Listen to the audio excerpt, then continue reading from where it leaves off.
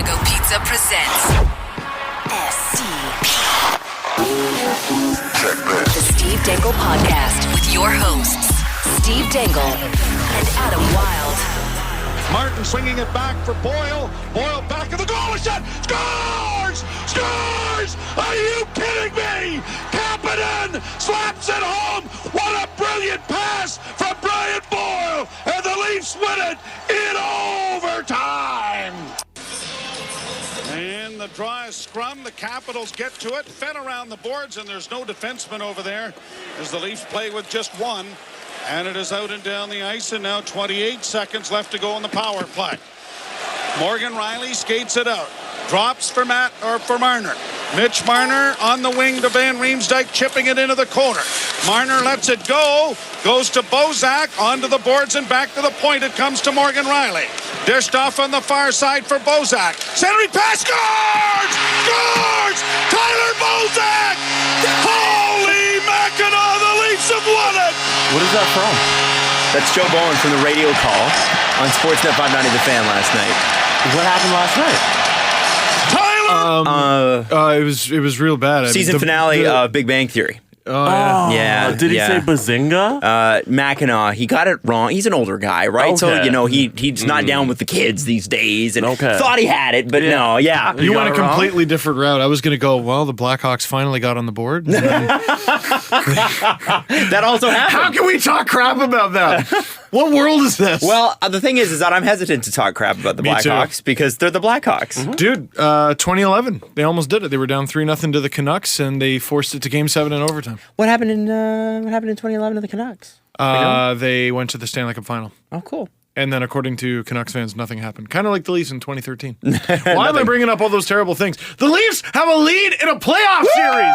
For the first time in 13 years and 5 days. It's a thing. So when was the last one? We were 16 years old, my friend. Oh, my God. Because we're 29 now. Yes, we are. Isn't that scary? That hurts. And Jesse is 24?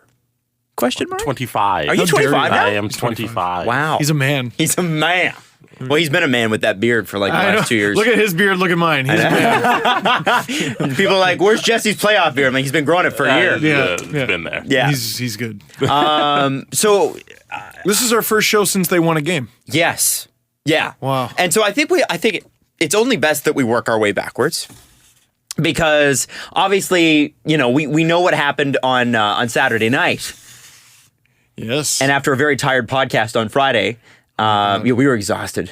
We were absolutely You two were exhausted. exhausted. Okay, you were fine. That was great. I was pooped. I am dead. You're dead I am now. a corpse today. So our fans, I need this coffee bad. before last night's game, the fanciest man in the room hosted a very fancy party. Oh my God. A big ball. Yesterday, no, that's not even when my day started. I got up at 4:30 to be on TV with you for breakfast. Do you want to know what television. time I got up for TV? Tell me, Adam. 6:30. You jerk. And an I'm hour surprised later, you I was even on got up TV. that early. It's so funny. Adam, how long is your commute now? You should share this with the world. I think my commute is a total. I think I counted steps yesterday. I think it's a total of 120 steps. It's insane. I had to kick you in the balls. Yeah, I really. here's how I look at life. Convenience is key. Freeing up time, key.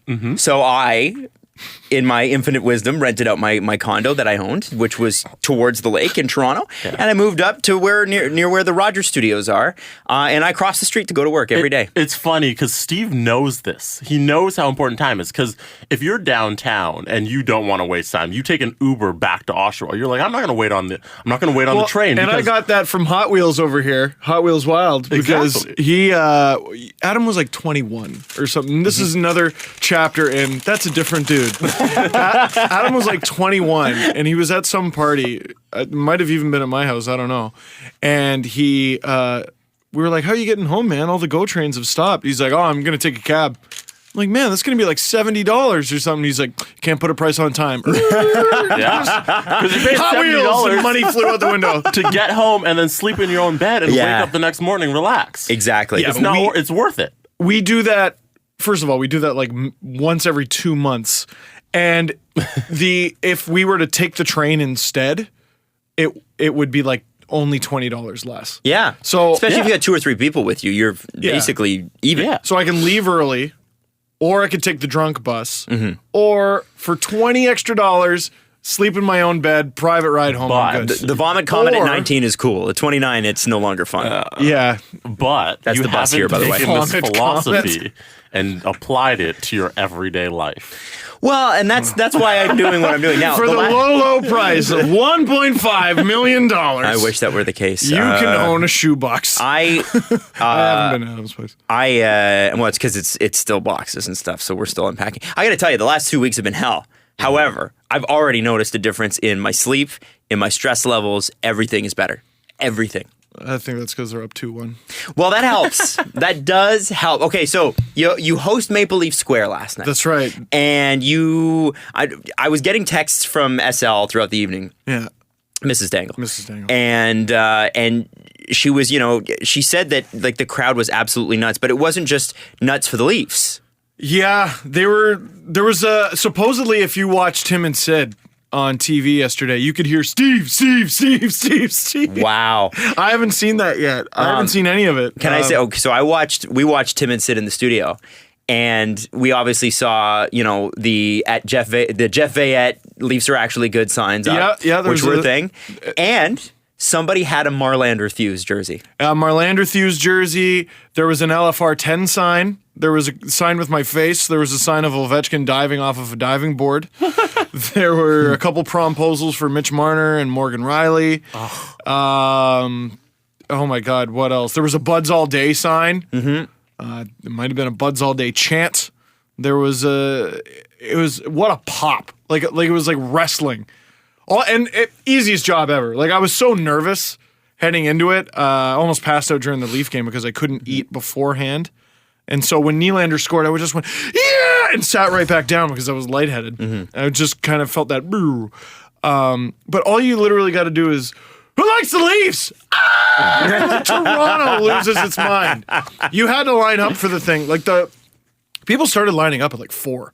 Yeah. 3 or 4. Yep. For an event that started at 5:30. I remember being at the first one, and now it's all cordoned off and it's all very civil. The first one, it was like 20,000 people on the street, and the cops were like, "We don't know what we're doing." Oh my God. Just the game on the TV, and then whoever wants to go, just push in and Pandemonium. stand. It was Yeah. crazy. They had to shut down York and Bremner there. Yeah, like they it had to was go all the way back to like the Rogers Center. craziness. Yeah. It was I awesome. don't know if we've ever talked about it on the show, but like to avoid a Vancouver-like situation, that area is actually like I think it's like well designed. Yeah. Like Game 7 could have got ugly, but like there was actually a pretty Well, sizable Game 7 police almost. force. I remember that Game 7, and I remember walking into Real Sports because I was down there. I think we were all just too sad to cause a riot. Honestly, there were. Everyone was too sad. It was not where I wasn't safe.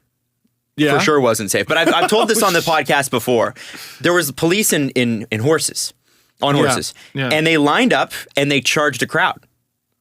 Oh, really? At a slow gallop, nothing crazy, but they charged a crowd. Yeah. And the crowd goes, "We're gonna riot. Okay, those are big animals. We're Yeah, gonna leave those now." are large and horses. it for a moment gave me like pause, like, oh, that's why cavalry was so effective 300 years ago. Like that, grandpa because when a always- big ass horse runs at you, My grandpa always tells this story of he was trying to go to a soccer game in London. He's a Fulham fan, so he's probably going to a Fulham game. poor guy. And I know, and and also a Tottenham Hotspur fan. Also, Better. poor guy, but Not so yeah, bad. Yeah. And a police horse like just bumped him right with its ass, and knocked him down a set of stairs, and so he decided not to go to the game. He turned around and went home. He's like, You know, I don't blame him. If No, you don't. I don't blame him. him at all. I don't blame him at all. Okay, so you host the big fancy soiree. And everyone's going nuts. And Emily Agard was with me, and she did a great job too, and did some stuff for MLSE Live. We got to throw T-shirts, and to make sure no one died, I waited until afterwards to say, "Hey, unwrap your T-shirts," because in one of them there's a set of playoff tickets. Sometimes they were for Game 3 that night. Other times they were for tomorrow night, Wednesday. There was a Leafs jersey, and I had to like yell as I'm throwing it, "Don't rip it!" Because fans are like, Yeah. tearing for it.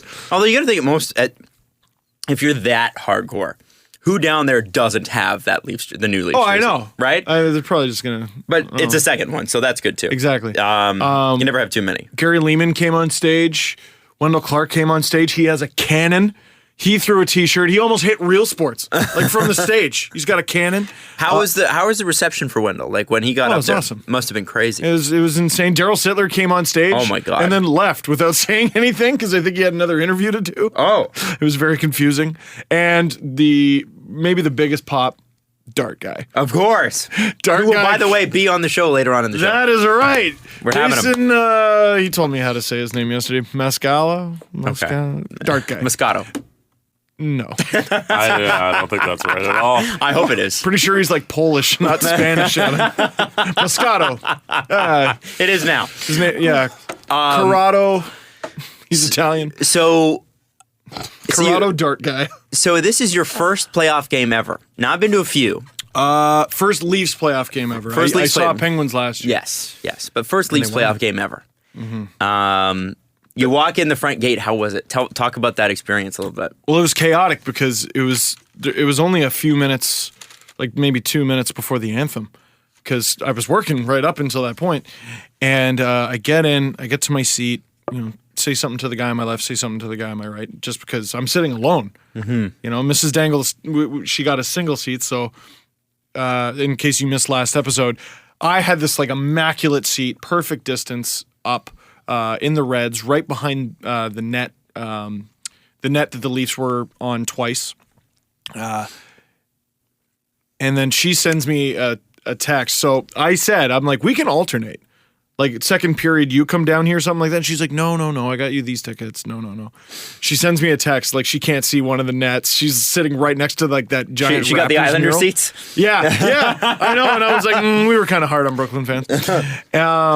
But the first thing I noticed, the blue Stanley Cup playoffs paint. It's so beautiful in person. It gives you a sense of importance. Like it gives you a sense of this is a different game. Yeah. Even something as simple as the towels. Like the fact that everyone had one and they were all going at the same time. I know this sounds stupid and fans are like, what is he talking about? Towels. Man, I have not seen this before. Not in person. You need to come to a Steelers game with me. I know. Oh, towel. Some towels there. They're the best. I mean, Some towels. Some towels. Well, nobody shows up without one. It's kind of the thing. But that's so. Let's run through the game. And what are you looking at on your computer? Because I need your full attention. I am fully attended. I'm uploading the LFR, Adam. I'm doing a public service. It's 15 minutes. It's like a second podcast. Who thought Not that a quite. team? Not quite. Who thought that a team that was down 2-0 before the 5-minute mark could come back and win a game? And not only just a team, a young, inexperienced team against a team that's been there before and is the NHL's top team in the regular season. Not just the team that's been there before, not just the top team in the regular season, but over the past 5 years or something like that, the Capitals' struggles in the playoffs haven't been defense. You'd think it'd be the opposite. It's Alex Ovechkin, it's Nicklas Backstrom, it's a myriad Kuznetsov. of other players that they've had in Semin over the years. Yeah, it's been scoring goals. They have a real hard time scoring goals. Braden Holtby, one of the best save percentages in playoff history, and they're magnificent defensively. They were under Boudreau. They are under Trotz. The Leafs are solving them. Like, I'm not scared of Holtby. He hasn't had this crazy game. And I was trying to think back over the season. How many times were the Leafs shut out? Once, maybe? I don't know the Maybe exact 2? number, but it didn't happen much. And there were every now and then the Leafs would lay an egg. Oh yeah, there was that game against LA. They lost 7-0. They That was laid bad. an egg, but it wasn't like, whoa, Jonathan Quick or whoever the hell was in net. Oh, he's really standing on his head. The one standing on his head robbed game I can think of was Varlamov. Two They were times shut out this year. twice. Yeah. Okay. Do we know against who? LA and LA for sure. And I have no idea. Colorado? I just Was it have two. Colorado? It wasn't Colorado. That was 3-1. That is 30th in the league. So they have the best non-shutout streak. Yeah. Whatever, however you would Team word shut that. out the least. There you go. They're tied for first with the Jets. So what I worried about is the Leafs would somehow beat the odds and outplay the Capitals, because I expected the Capitals to outplay the Leafs in every single game, every single period. But Holtby would rob them. Mm-hmm. So in the opportunities they had where they were better, where they were getting more scoring chances, Holtby would rob them. That wasn't the case, man. He looked like that Matthews goal looked stoppable. It was stoppable. He stopped it, and there was a funny bounce. Ends up right on Matthews' stick. He scores. Off of Schmidt's face. Kadri throws one off of Orpik's butt. Hold on. What? Back it up here. Why are you gonna back it up? We're going to go through this slowly. Okay. We're going to go through this game. You're right. We should save this. So it's 2-0 Washington, 5-minute mark. I was sad. So this is where it's fun, and I'm going to call him out directly on this one. Steve Simmons tweeted that there was literally no atmosphere at all. He said, typical Toronto, great atmosphere outside, nothing inside. And I actually texted... What was the exact quote? Hold on. You know what? Well, what was bizarre about the quote? What was bizarre about the quote? And yeah, find it. Pull it up. Welcome to Toronto. Virtually no atmosphere at all inside the ACC 8 minutes before puck drop. Crazy outside of Maple Leaf Square. Well, does that mean everybody's hanging outside at Maple Leaf Square and not inside the arena? Well, and also... there's no atmosphere when everyone's buying beer and rocking a pee-pee and buying food and trying to get to this. What are you talking about, Steve? What about when the game started? What about that anthem? Well, that's the loudest anthem I've heard in the ACC in a very long time. He didn't tweet anything after that for another hour, and it was something like Kadri on Backstrom. And then he tweeted his column from this morning. And it's so funny because I actually text messaged somebody in the press box, and I won't say who. Okay. But we obviously know a few people that are there, and I said just to make sure, is Steve Simmons actually there? And he's like, yes. I think so. Okay. Like because sometimes these guys will tweet stuff, and you're like, wait a second, are you there? And he was there. And I retweeted him and was like, are you too high up in the gondola to hear the noise, or Like the concourse was full. Like so he's up in the gondola already, so he's not in the concourse. He has no idea. Well, and also, what are the fans supposed to do 8 minutes before the game? Yeah! They did outside. They just spent 2 hours outside doing that. Rolling out the carpet for the anthem! Yeah! She's 16 and she can sing like an angel. Yeah, and she's not even here yet! Yeah! Now, it's such a lazy... Well, it's is that just his brand, though? Like, is that... Oh, that is so his brand. No, though. But is that his way of trying to compliment the people outside? No. I don't know. No. Maybe. I'm trying to give him the benefit of the doubt here. And the answer is no. Yeah. It's funny, I ran into his son during the game. People tweeted us after because we mentioned that he was on the show years ago, and they said, "How was that?" And I said, "It was very polite, very civil. He's great. a nice guy." Like it's just, I would say to him, "What were you watching? And why no update afterwards?" Yeah. So 2-0, 5 minutes into the game. It's 2-0. Well, how is the arena at that point? The arena is great. A little bit deflated, but not as bad as they would usually be. The happiest guy in the arena might have been the guy sitting to my left, who, for some unknown reason, was an Edmonton Oilers fan. What? And what part of Alberta is he from?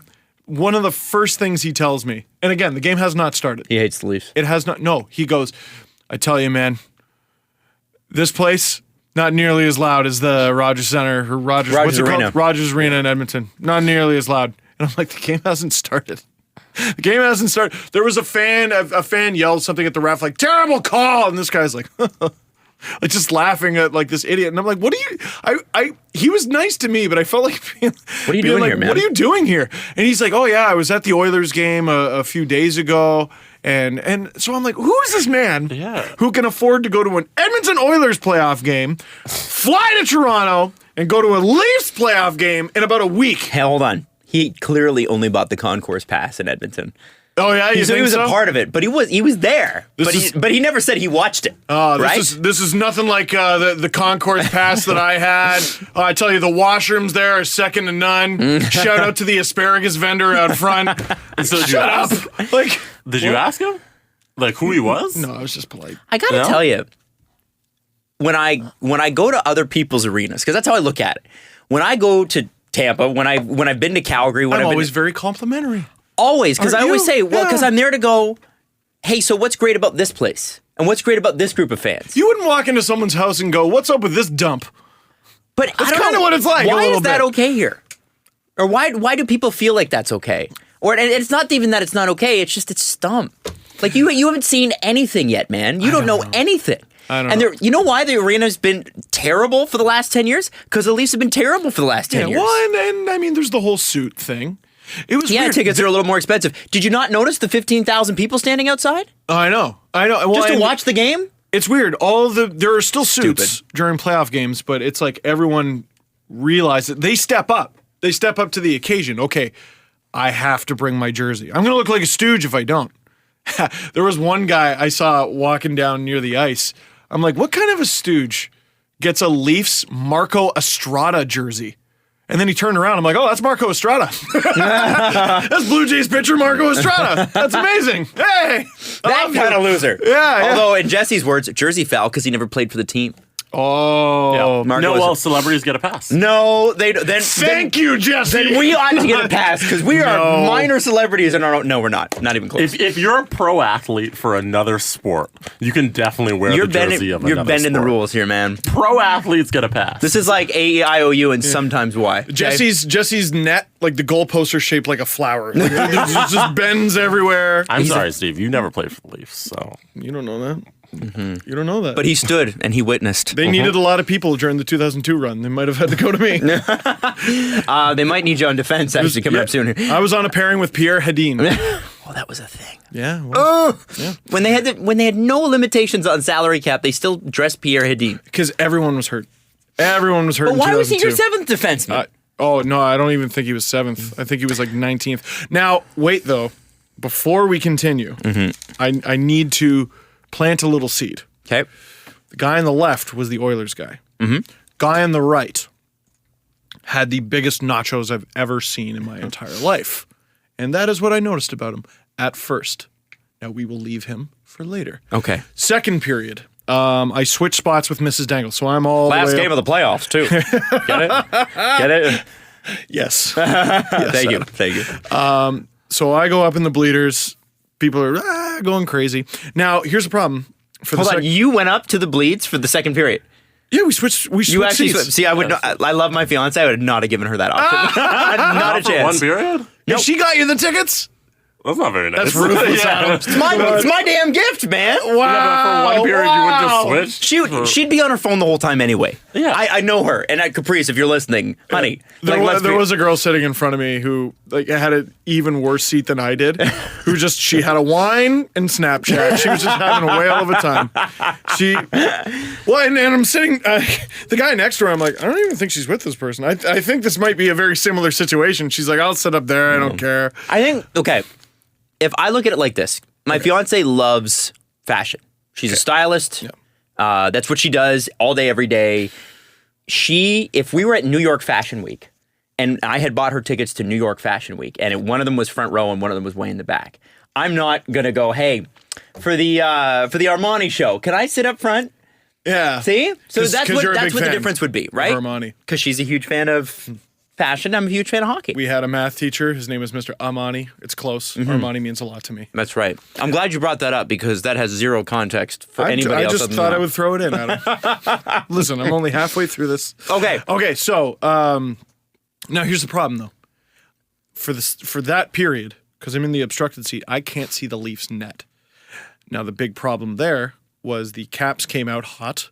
Then the Leafs took 2 minutes, two penalties and had a 2-minute 5-on-3. Then 3 minutes later, took another penalty. So the Leafs are on the penalty kill the entire time. So I watched the first 15 minutes of the period on the Jumbotron. Yes, which sucks. It sucked a little bit, but like again, the atmosphere is great. This guy's holding up like a giant dart guy head. That guy's a phenomenon, by the way. Dude, you are too far away from where we're supposed to be right now. Oh, really? I'm still at 2-0, 2 goals to nothing. It is 5 minutes 2-0. in. Oh, I forgot about the Matthews goal. Jeez. How can we forget about Austin Matthews? So Because Dart Guy got the crowd, I guess, pumped up, right? two things changed the tide of the game, and I'm dead serious. I am dead serious. It was a morgue. It was sad. Everyone was sad after it was 2-0.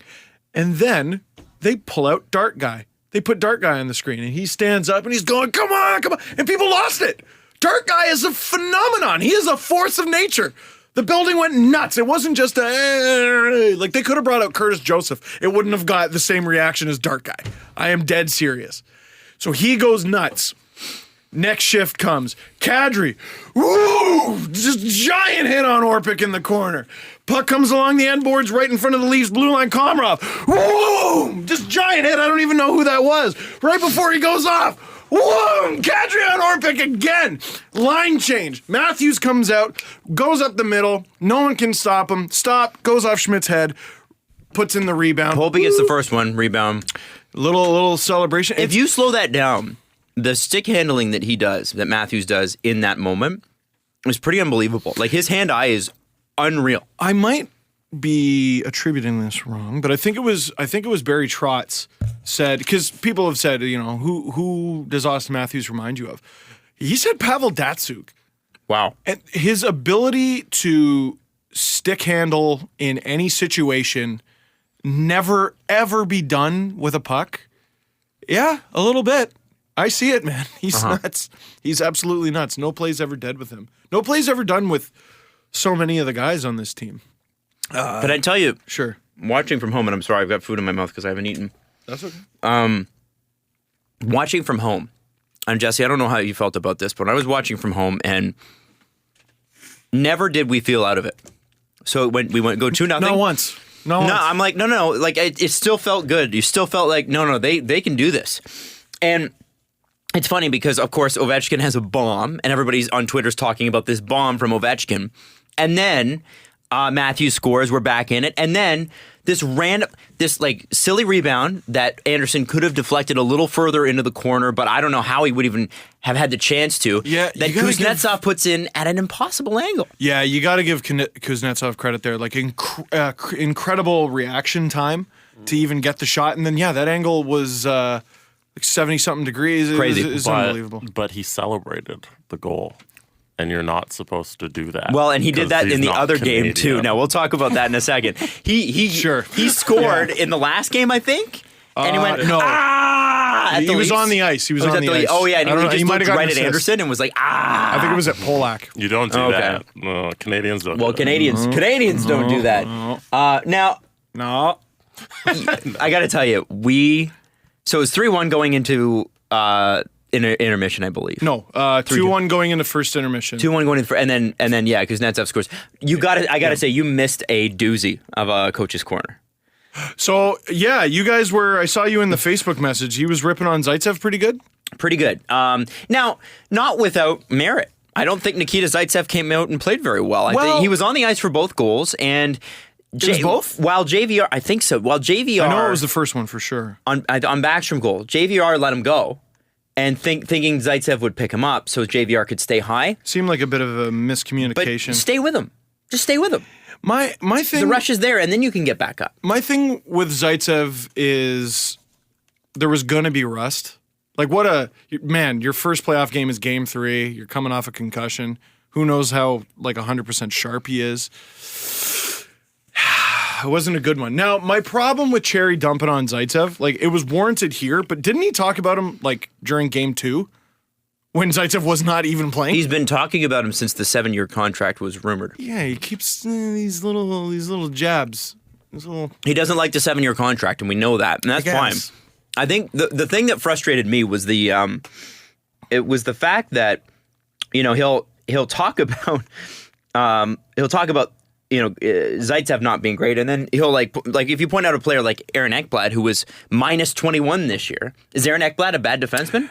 He's very pick and choosy with his plus minus. Yeah. And then so it was kind of one of those plus minus is a BS stat anyway. Again, doesn't tell you a whole lot. He's 83. Yeah, exactly. So we gotta I give him a pass. Let that go. So Leafs kill 5-on-3. And then while you're sitting up in the bleeders, unbelievable. And then a minute and a half later, a bench miner, which I yelled at the TV. I had the dog asleep the dog fell asleep on me last night. No one in my section picked it up. No one noticed. Was it a blatantly obvious? Yes. They were all in the offensive zone, and then Morgan Riley tried to get off, and it was it was bad. It was for a good 5-10 seconds. Yeah. Pretty obvious. That sucks. It does suck, but they were able to kill both of those off. And the dichotomy of Martin Marincin. He's been amazing. Well, he's been so good the last 2 games. Boy, though, the grenades. He had 2 or 3 real bad. pull him out with his teeth, just in front of the net. Marincin loves to throw bombs, but I tell you what, he was out there, I think, for the entire 5-on-3, and then he was right back out there again for the bench minor. So I got to say, watching Leo Komarov, you really, and the numbers will back me up on this a little bit more, but when you watch Leo Komarov play defensive hockey, he's a wizard. He's killing it on the, I don't know if we talked about it last show, but he has played himself out of being the Leafs' fourth-line center. He's been too good on Kadri's wing. Yeah. Like, he takes enough face-offs. He could probably handle it. But no. Well, why have him there when you can have him on the wing, right? Exactly. Well, and now you got center. Ryan Boyle, right? Absolutely. So, I'm trying to remember. So that happens. That was kind of so much going on. Would you say that's probably the key moment of the game? Oh, killing that off? Yeah. And it was so dumb, too. I mean, the Hunwick penalty is whatever. But Martin just throwing those bombs at Tom Wilson. He didn't need to. You had to know. You had to know. And Wilson's got sticky gloves. Like, Matt, he's not going to go with you. Not in this series. You need to stop. And if he does go with you, it's because his team's down. Let him drop the gloves. Let him drop the gloves and then don't drop yours. Whatever. It's his problem now. Now hey, do you want to win the fight or you want to win the game? Right. Are we on the radio for this one? We're not on the radio tonight, so we're just going to keep going then. Great. I don't have to take a break. Because I was going to stop there. Really? Oh, really? We're only going to talk about this in one segment? That's not going to work.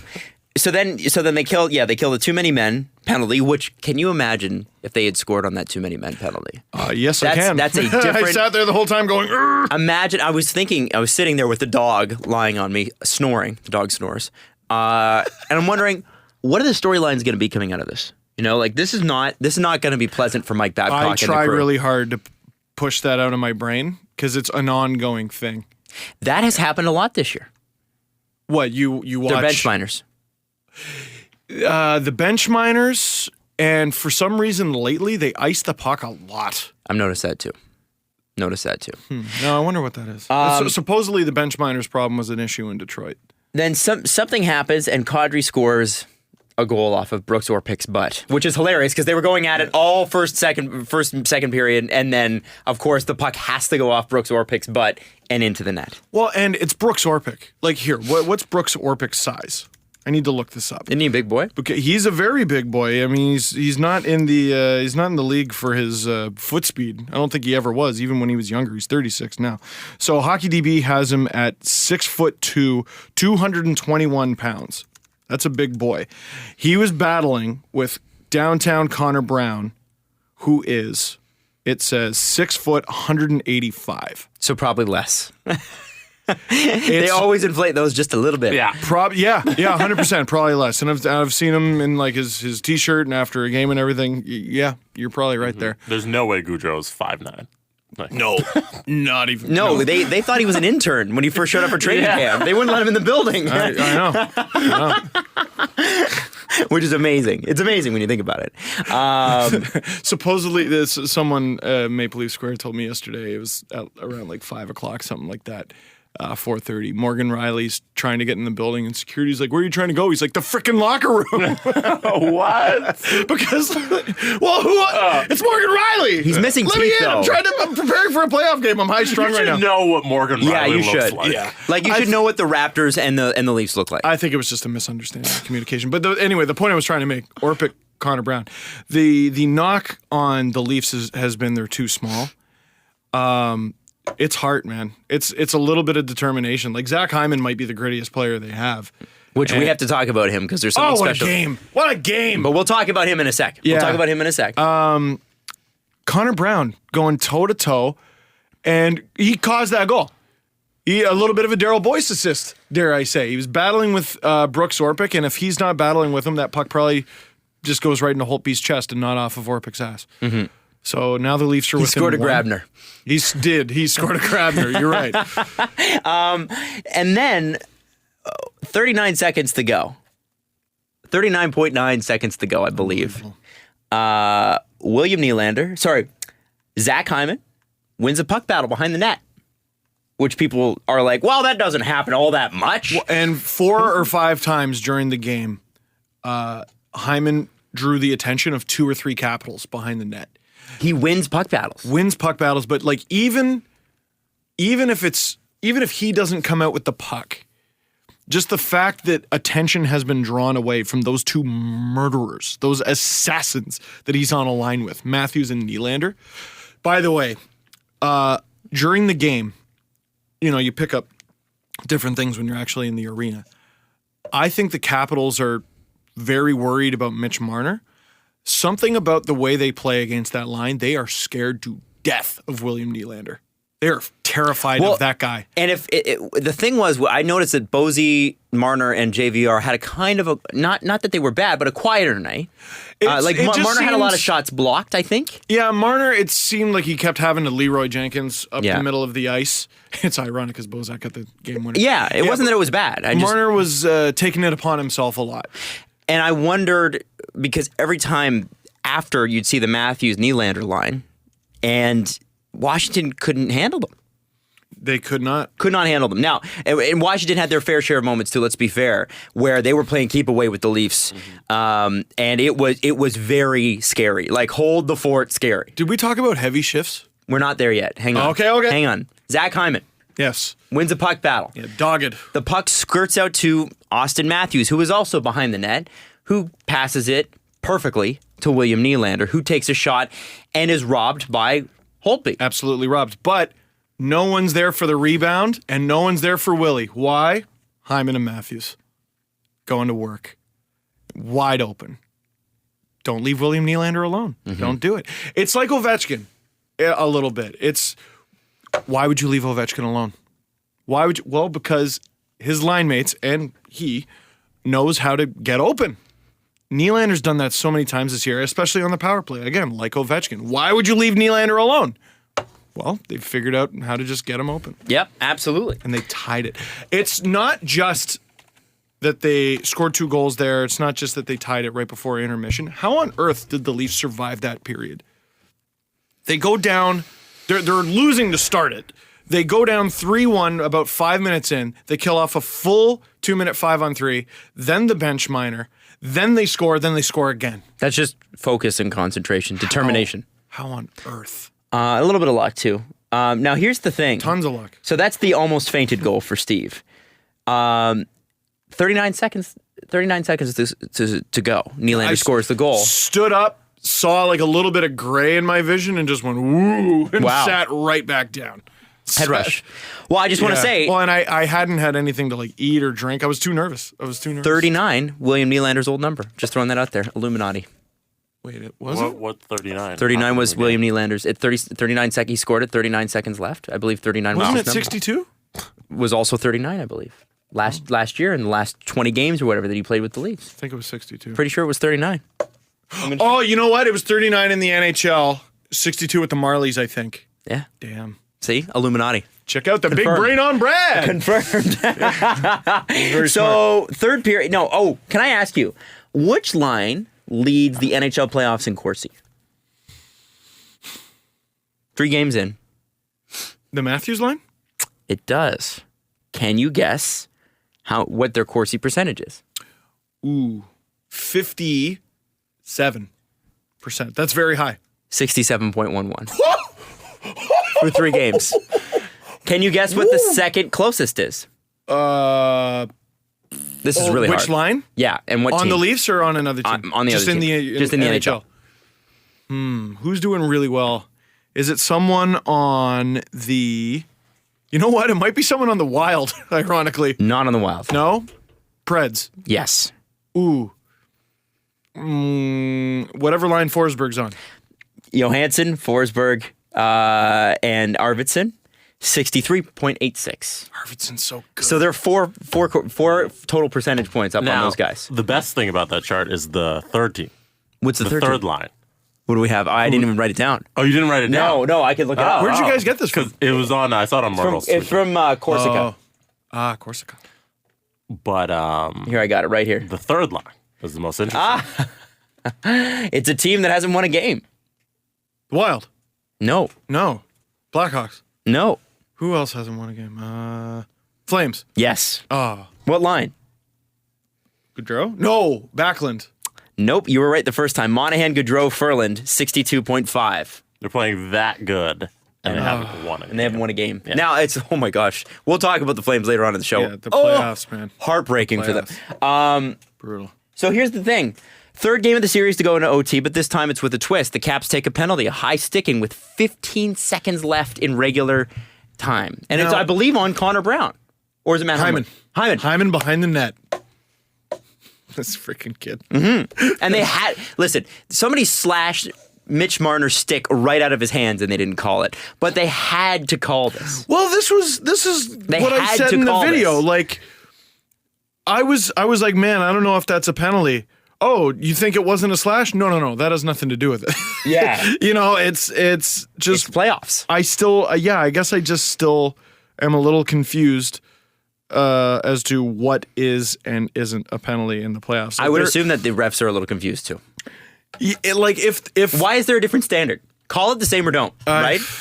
well, and then for like I think the second straight game, first two periods are full of penalties. Third period, they completely put their whistles away. And then they call one in the last 15 seconds. Like, if Caps fans had any complaint here, I think it might be consistency. Yeah, but then the Leafs could make the same complaint because Marner should have been that should have been a penalty on whoever slashed Marner's stick out of his hands. Now, I get the consistency thing. I'd be just as mad if I were a Caps fan, but it was a penalty. Here period. it is. I found this from Andrew Berkshire on Twitter. So yesterday he tweets, Leafs Cap scoring chances were 28-27 for the Caps, but 15-10 for the Leafs in high danger chances, 11-11 in chances on net. Scoring chances from the start of the third on were 13-2 for the Leafs, 0 on net for the Caps. I think they went 15 minutes without getting a shot, registering a shot. Now the one 13 minutes. 13? Yeah, that was right. The one asterisk I will put on that, it says 0 on net. Shots that hit the post don't count. Yeah. So, Okay, I mean, stupid. I it don't is get that. kind of dumb. Like, Kuznetsov hit the crossbar. No, it's not a shot on goal. He hit the crossbar! It's not a shot on Is there a goal goal there without the posts? Does the goal exist without the posts? Is it a part If of you the hit netting? the side of the net, is it a shot? I think on it should be goal? frontal. Posts and in. Yeah, now I'm definitely, I watched. No, but do you hear the spirit of the word? It's shot on goal. You didn't hit the goal. I suppose you're right. But here's the thing: if it goes off the post and goes in the net, is it a shot? Because it went in. Yeah, but It should it should be about where it hits, not where it goes. Because if you're no, that's talking out of both sides of your mouth. If the shot is on the outside of the post and goes into the corner, it's not a shot. If the shot is on the inside of the post and goes into the net, it's a shot.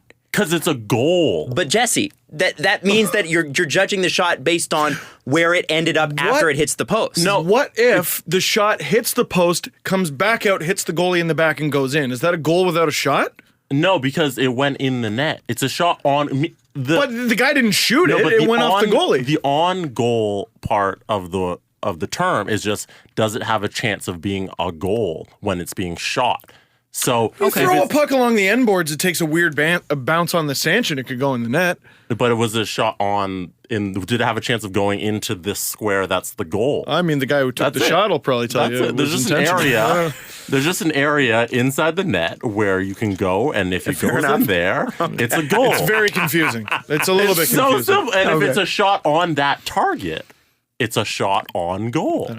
It's just it's And it's the just, other ones are just shots. It just seems like it's the closest thing it could possibly be to a goal without being a goal. Yeah. And it's not a shot on goal though. But it's not. No, I know. And boy, oh boy. I'm with you and still think it's weird, but It's weird, but it's not how it's determined. it's like the high sticking call. I get it.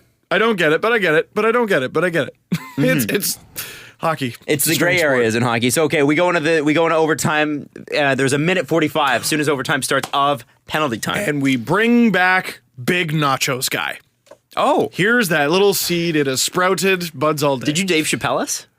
Dave Chappelle here. Have you not seen the Dave Chappelle specials? I seen one of them. Oh, okay, the first one. I'm not sure. It's a terrible I'm joke. not sure which one is which. wow. Okay, anyway, we'll talk. Nachos guy. So, meet Mrs. Dangle right before the third period, actually. So, apparently, Nachos guy, who's there with his wife, told her, he goes, hey, I have an extra seat in the club lounge.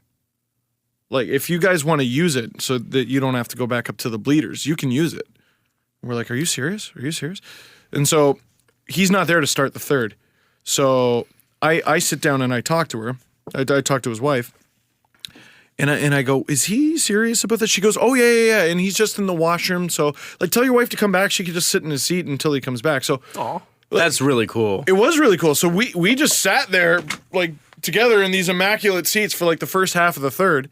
And then I see him and he waves me and I'm like, oh, shoot. Okay. Brings me up to the club lounge, just explains to one of the waitresses, I guess this guy's like a big cheese or something. And I get to just chill in there. That's where I watch the rest of the third in overtime. Club lounge is pretty cool, eh? It's pretty, well, I've been in there once, but it was a regular season game and like Gustafsson was in net. Needless to say, it wasn't nearly as high stakes. Jesse has his jersey. What? That's true. I wore last episode. That's right. And if I remember correctly, the Leafs won that night and they were in a playoff spot at the time. Well, there you go. Times changed, Yeah. though. They did change. So she's in this wicked seat. I'm in the club lounge in another wicked seat, standing. It is unbelievable. Like, what luck.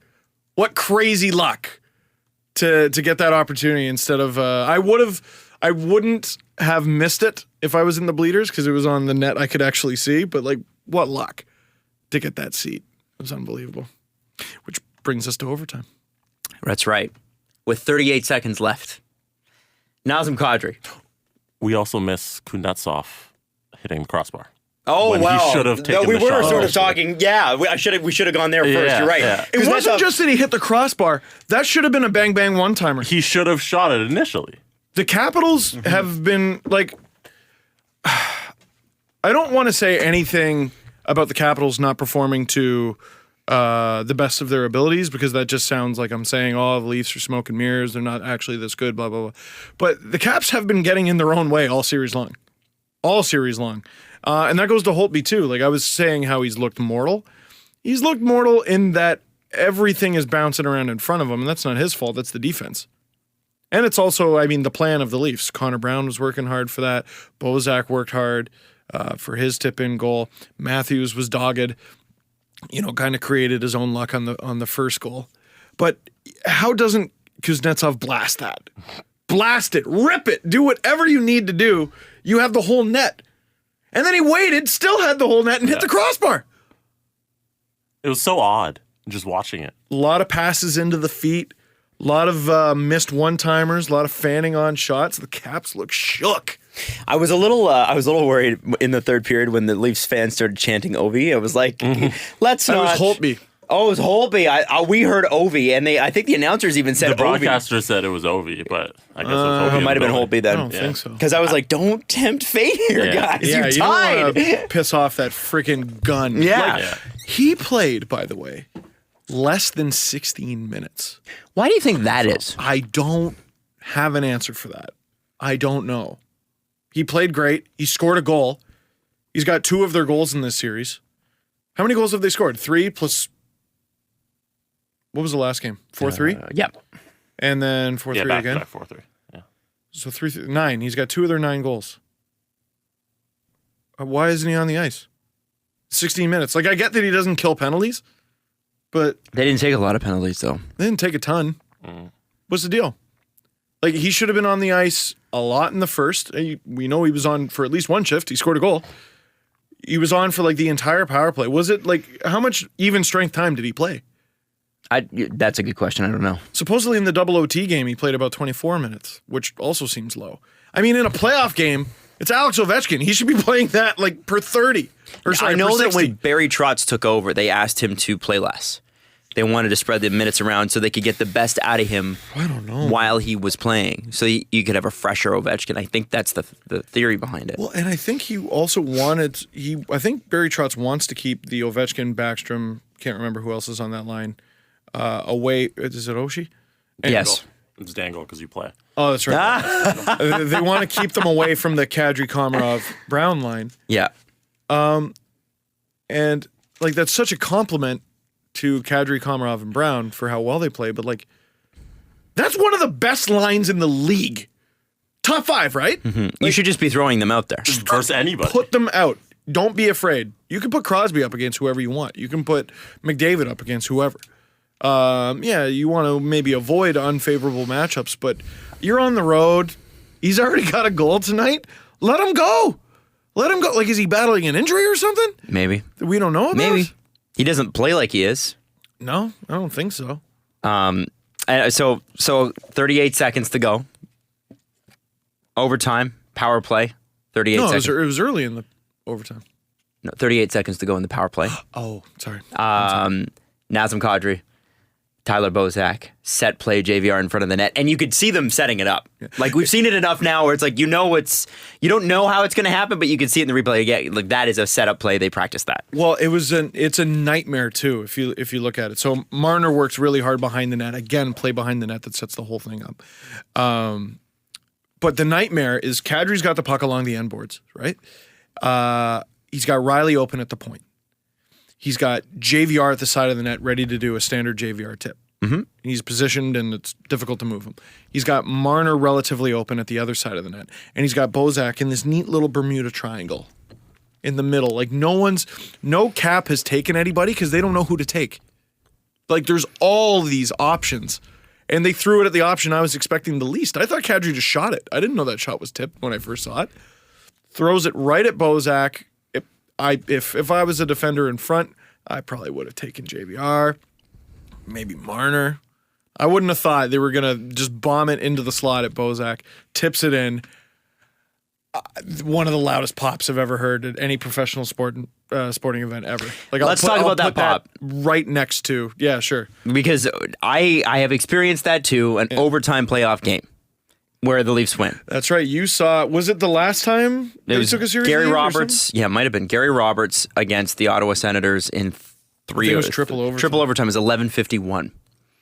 And it just, like, the ACC exploded. So anytime anybody comes in and says, that's why I took offense, I don't take offense, but that's why I take exception to the Edmonton guy coming in, because you don't know what the fuck you're talking about.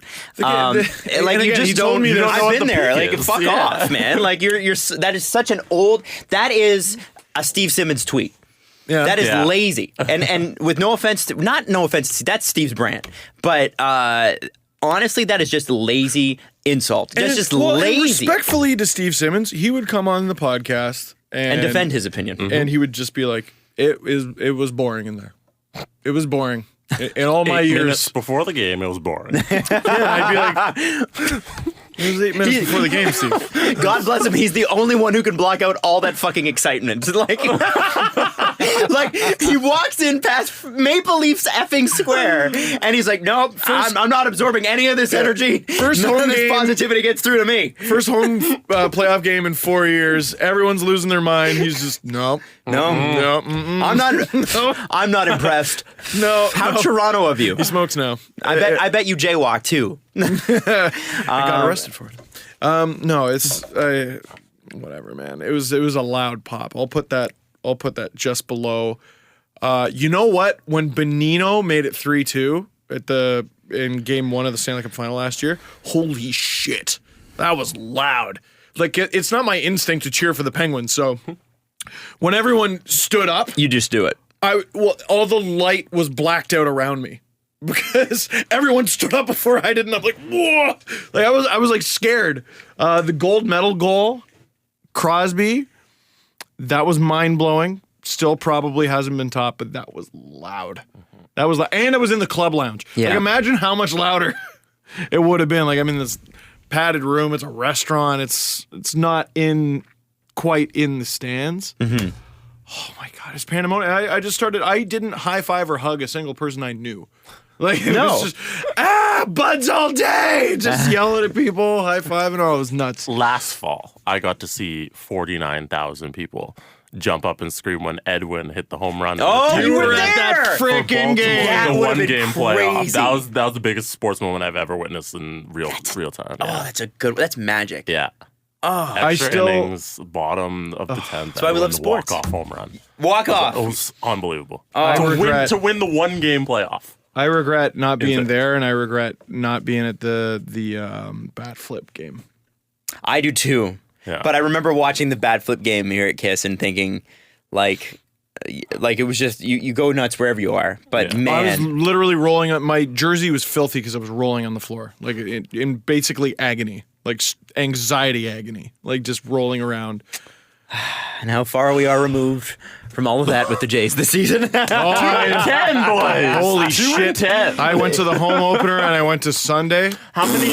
You've only got 13 more games to go. We've already given away a pair. It's only 12. Already started. So Steve will be there every weekend until the end of the summer. Because yeah. 12 doesn't seem like much until you factor in 12 weeks. That's a lot of baseball. 12 times 3 hours. That's why I Plus- can't understand people get seasons tickets. That is a lot of damn baseball, man. You must just not have anything to do. Like, 81 times 3. no, the game starts at 1 on Tuesday. It's like, who the fuck is going to that game? Like, you have to be off. There's one tomorrow that starts at 1 o'clock.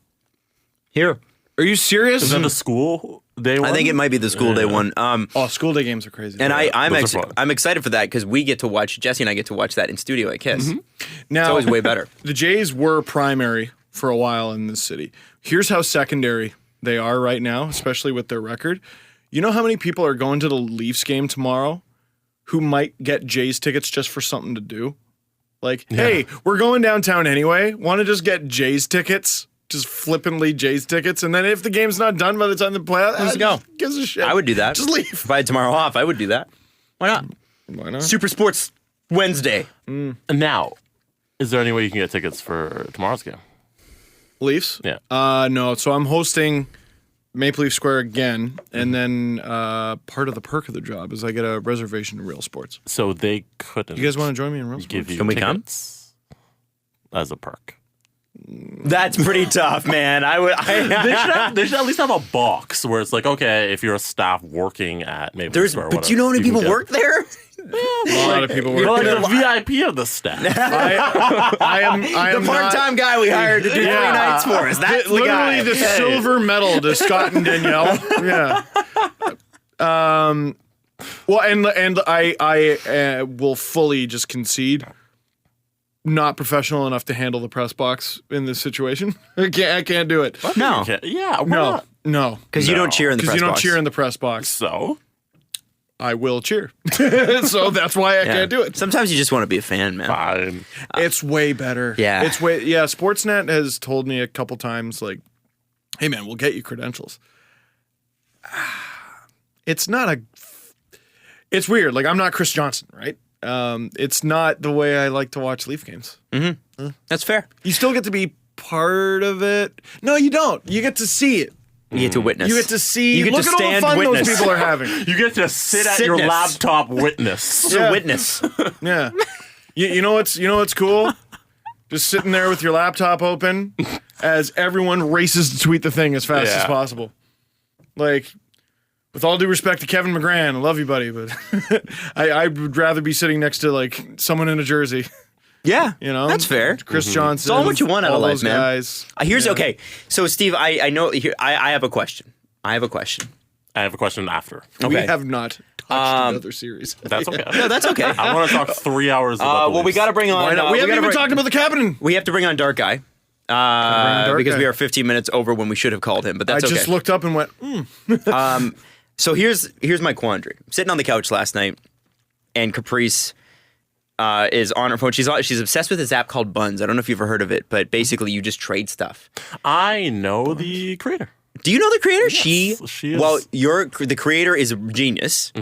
That's all Caprice does is meets people and trades stuff. She's cool as shit. That's amazing. Good for her. She must be doing great. Oh yeah. I think Caprice would like to meet her. Maybe we should put them in touch. But the Caprice is like, I'm surprised you didn't go. Because I could have gone. I could have bought a ticket. And she said, I'm really surprised you're not there. And I said, oh. and she said, I think you should go on Wednesday. Like, I think you should go. Like, she said, I think you should spend the money and go. you should just go. Like, well, listen, it's a lot of money. For her to say that, that's a big deal, right? Because it's a lot of money. It's $250, $300. On that note, I've never told Mrs. Dangle the price of the wedding ring and engagement ring, and I never will. And I made a vow. I'm like, I will not look at the price of these tickets. I don't want to know. I'm not interested. Don't look in a that gift horse in the information. mouth. No. Nope. And So- I had the ticket still in my pocket this morning, and I realized, and I pulled it out, and I put it on the table without even looking at it, and hopefully she's thrown them out. So by here's the time my- I get home. I don't want to see it. Question: do I come to Real Sports with you guys on Wednesday and buy tickets How many potentially? seats do you got? That's a great question. I'll ask. Are we allowed? We're allowed to come, right? I assume so. Okay. Is I'll it ask. catered? I'll pay for your meal, whatever. Pay for my meal. I'll pay for my own damn meal. Jesse's like, I'm just Can't put a price on asking. time. Wild. Can't put a price on time. Hot Wheels Wild. Is it a free Is Adam meal? Wild my sugar dad? Threw $40 at Adam. We ordered some wings. Here's the thing: if I buy a ticket, getting down to the Leaf game on time would be very hard on a Wednesday night for me. I'm off work at about 7:00. And you don't want to miss a second. You don't miss a second. However, there is a chance they could play Sunday. In this damn series, it's friggin' there's going to be a goal in the first 2 minutes. There's a chance they could play Sunday. Yeah, because It's going to be a Wednesday, Friday, Sunday week. You can totally get there on time. You think so? If you voice track your last break, say you do your voice track for the 6:40 break, and then you leave here at 6:30. Game's not starting until 7:15 with national anthems. You got 45 minutes to get to the ACC. So do I hang out with you guys at Real Sports, or do I go experience some damn Maple Leafs playoff hockey? Because either way, they are coming back to Toronto. If Toronto loses one game, they're coming back to Toronto one more time, and it'll But be on a that's not weekend. gonna happen. you Or I think buy a Leafs in or I 5? buy a ticket for the second round. Oh yeah, so you'll have both options. See, that's the thing. So do I? So you can hold off. You don't need. So do I hold off? I Yeah. hold off on Wednesday, right? Yeah. Hold off on Game 4. I selfishly want you to hang out with me, so I can't answer that objectively. Oh, Steve's thinking of Steve.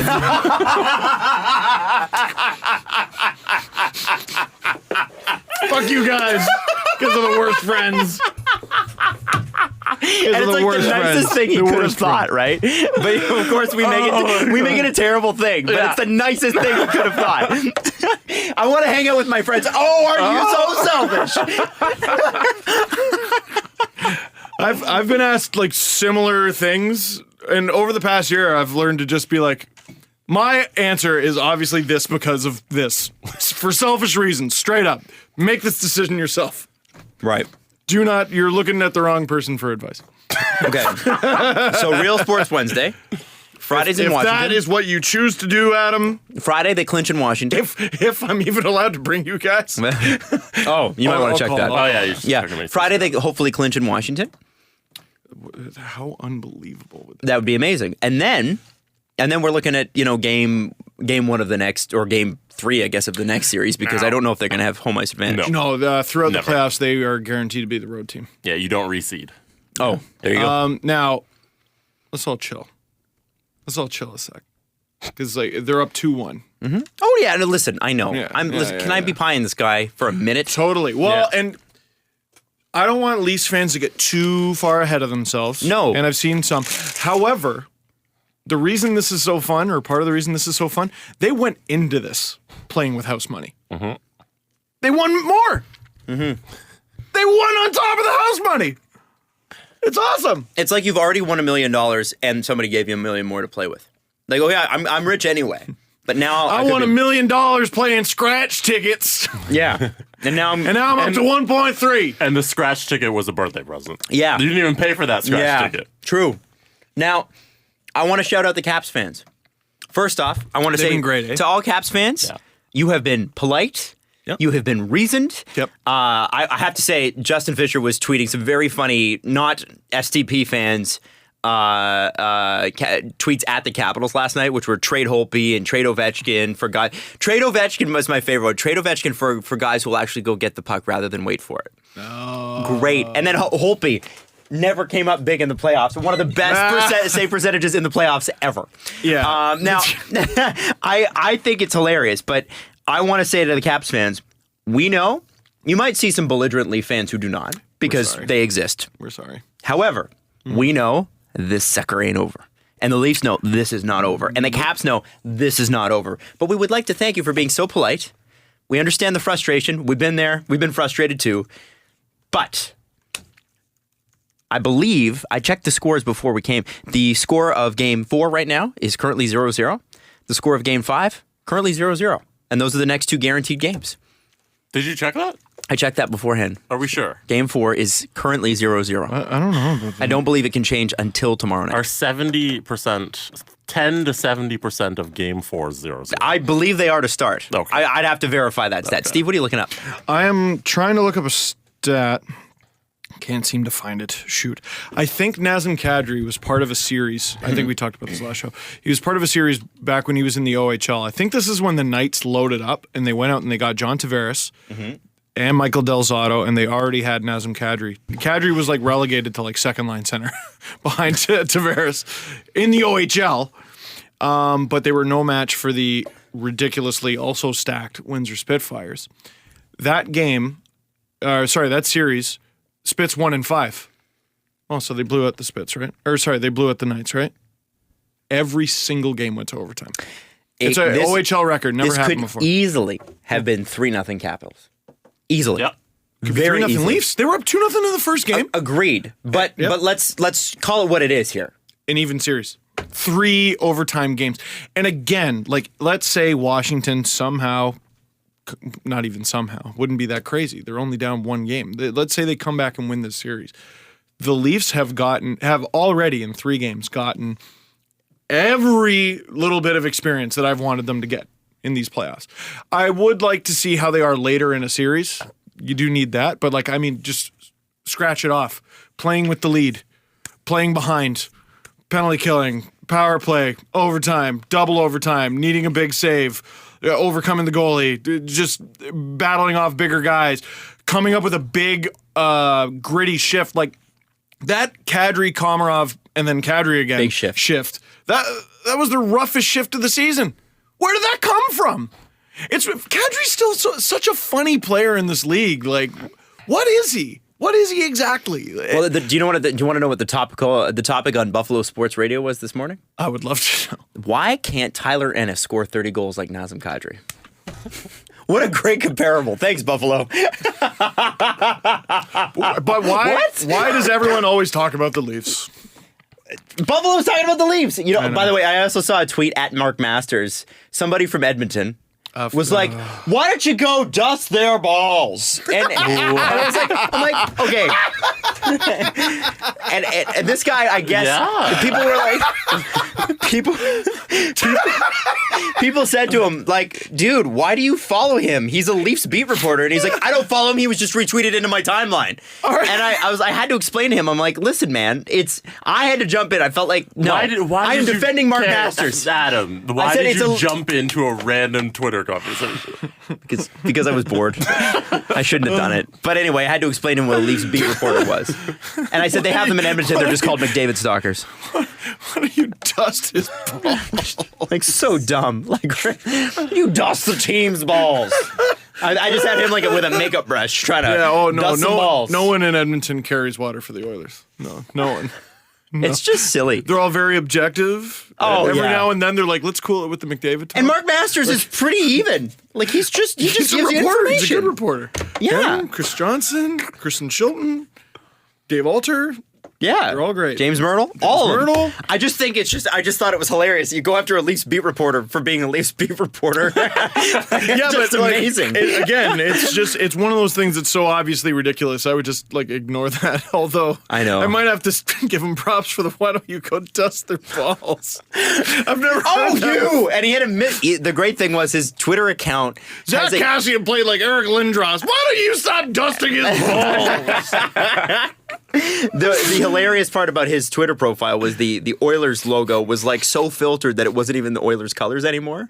Oh, it was just like a bad Oilers color. It was like, oh man, everything's wrong about this, man. Bobby Cappuccino retweeted this guy. I think it was an angry Caps fan, and he read his profile, and it was something like "Go Caps, free Charles Manson." Oh, Twitter's fucked. That is an interesting. Twitter free. Oh my god, that is an interesting combo. That's not a stance I thought people took. Leave it to Bobby to find that guy too. He's the guy. 100%. He's the guy. All right, let's call our boy Dark Guy. Guy. If he's still around, hopefully he's not at work here. Oh my god. Just balls. Oh no. What? What? We're still on the air here. What? What did you find? It's completely irrelevant. Oh, can I see? So this is I'm uncomfortable saying that. We'll talk about that in a second. Yeah? Oh Yeah. dear. Oh dear. Hello. Hello, is this the infamous and now totally famous Dart Guy? Absolutely, it is. Hi Jason. It's Steve and Adam and Jesse. From the Hello. Steve Dangle podcast. How are you, buddy? Oh, fantastic, guys. And yourselves? We're okay, man. Yeah, it's been an okay 24 hours. How about you? It's been a crazy 24 hours, but I'm loving every second of it. So. You sound like you might have blown out your vocal cords last night. Came very close anyway. Now, I want your take on this, man. Well, okay, sorry. First of all, can you once and for all pronounce your name for everybody? It's Jason Maslico. Okay. Jason Maslico. So, Dark Guy. No, I know. Exactly. Yeah. When the Leafs were down 2-0, the camera immediately goes to you. I think you turned the tide of that game, man. I'm serious. Well, you know what?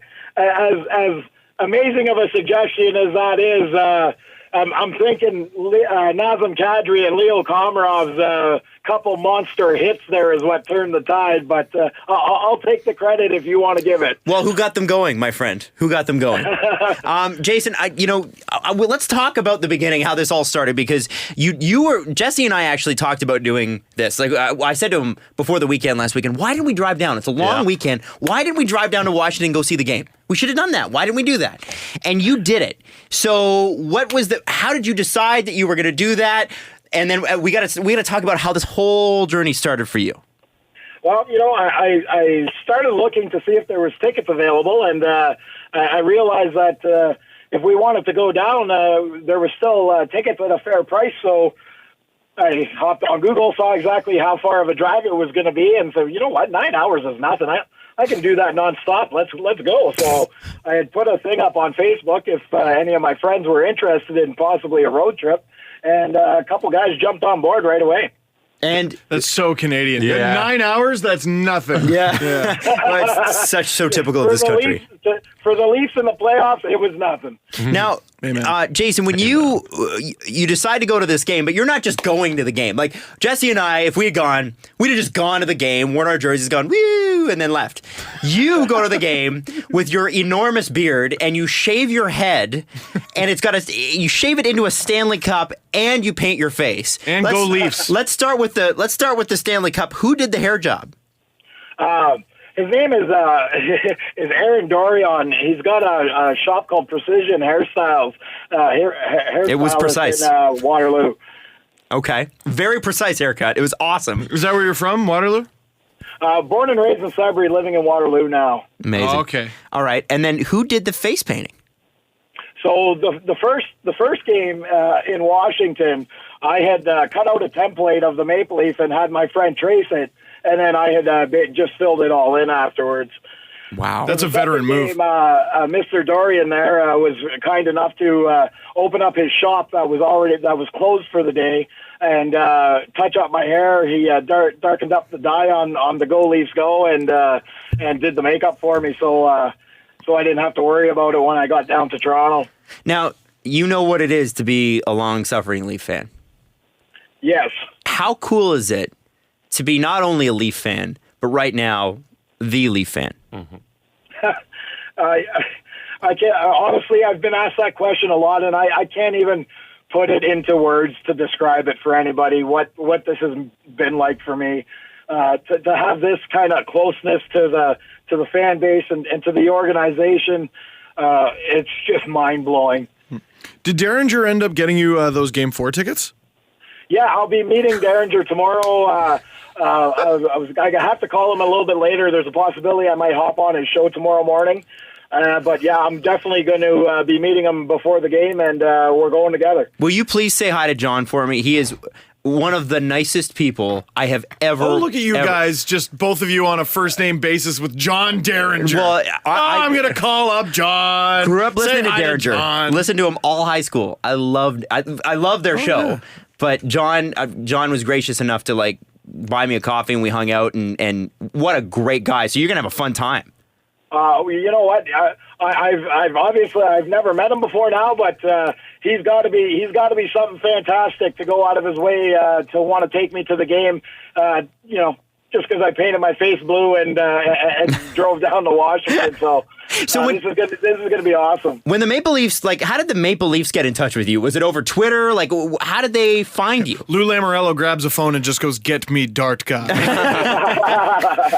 A representative from the Maple Leafs Twitter account had tracked my Twitter account down and just sent me a message saying, "What are you doing Monday night?" And I said, "Well, hopefully going to a Leafs game."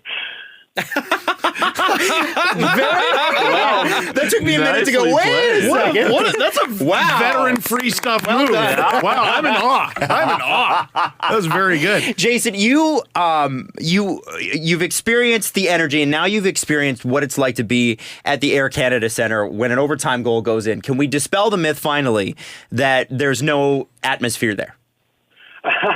Well, I'll tell you, I've been to a lot of Leaf games, regular season games in Toronto, and last night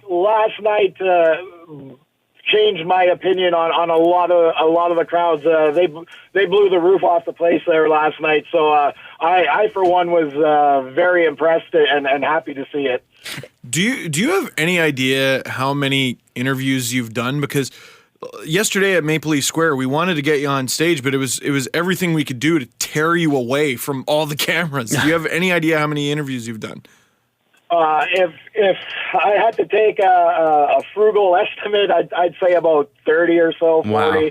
I believe it. Well, because I was tweeting about you, Jason, and it was funny. I'm tweeting about Jason, and I throw out this tweet. I'm like, by the way, I would love to have him on. And all of a sudden, I get a retweet from Jason going, "It would be an honor." And it's like, whoa! I was like, whoa! That's amazing. Well, to give you guys an idea, like a behind-the-scenes thing, and I don't know if you heard this part, Jason. You might have. But when we were backstage there, Wendell was the one going, "I got to get a picture with this guy." He wanted a picture with you. Did you hear him say that? No, I didn't hear him say that. But the funny thing was, Wendell and I had actually met last March. There was a Pro-Am charity hockey tournament for Alzheimer's. And I was involved with that, and during one of the promotional luncheons, Wendell was there with Darcy Tucker, Mike Krushelniski, Mark Napier, and I had a chance to spend a good 5-10 minutes with Wendell. Then I actually got some pictures from that day on my Twitter account and on my Facebook. Wendell's such a nice guy. He was fantastic, but to know that he wanted to seek me out for the picture is absolutely crazy because like most Leaf fans growing up that are in my age frame, Wendell's the man. Yeah, absolutely. I mean, he got a great reception on stage yesterday. Gary Leeman, Daryl Sittler too, but Dart Guy, like, dude, you're a force of nature. They went nuts for you. Jason, also, I want to talk about a special moment that happened last night.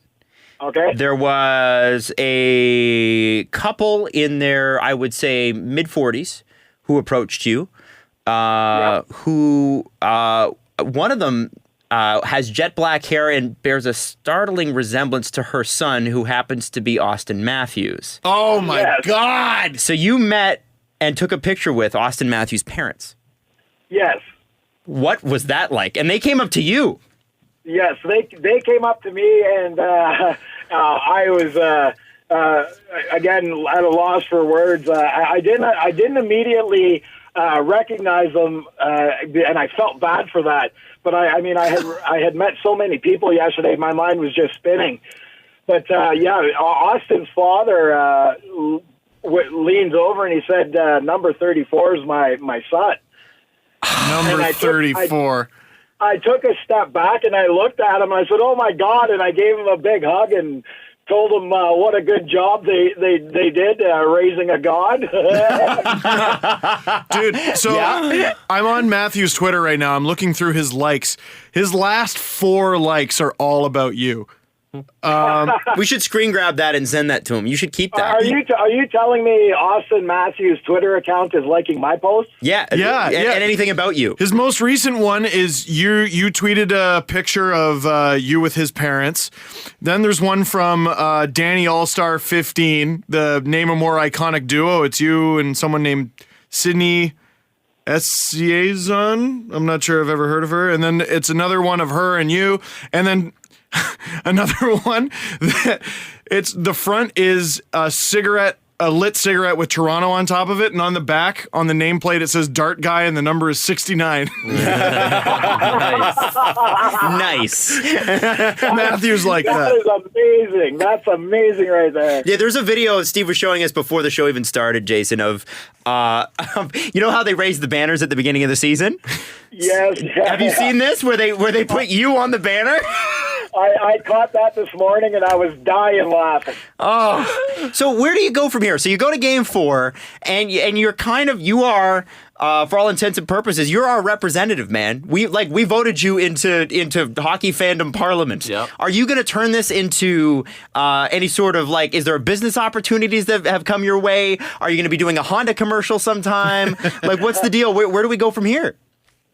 Well, you know what? I would take any opportunity that was put my way. I mean, this has been such a great experience for me that I definitely wouldn't turn anything down. I have had a couple messages. One from a beard company about promoting their products. Amazing. Yeah. You should. I had another one from an amateur wrestling company out of Barrie, Ontario, that was interested in doing me doing some guest appearances at their next couple events. Oh, that's so cool. Come on. Really? That's amazing. Yeah. So do you think you'll do them? Well, I'm going to discuss a little bit further with them and see what they had in mind. And we'll see where it goes. But like I said, I'm not in a. I don't really want to turn anything down from anyone. This has been all so great for me. If I can help somebody else out along the way with a business or whatever the case may be, I'm going to do that. Jason, I got to be honest. I'm going to be just blunt with you here. Okay, so you've taken this mantle. This happened completely by accident. And by the way, everybody that follows me now has changed their picture to your face. So every time I tweet something and all the likes are just your face. I'm going through my Twitter right now. I can't go more than 5 or 10 posts without seeing your face. But the best part about this, for me, is that not only are you taking this and enjoying this, but you are a kind and gracious and fun guy. You're not a douchebag. And it's such a relief to know you're not a douchebag, man. I really appreciate that because a couple people on the internet actually did call me a douchebag. So I appreciate you saying that. Well, that's the internet. I get called that every day, man. Welcome. It's a rite of passage, really. Yeah, really. You're not doing anything right until someone's calling you a douchebag. You're not doing anything at all. This man got on television, looked every 8-year-old in Canada straight in the eye and said, "Smoke." There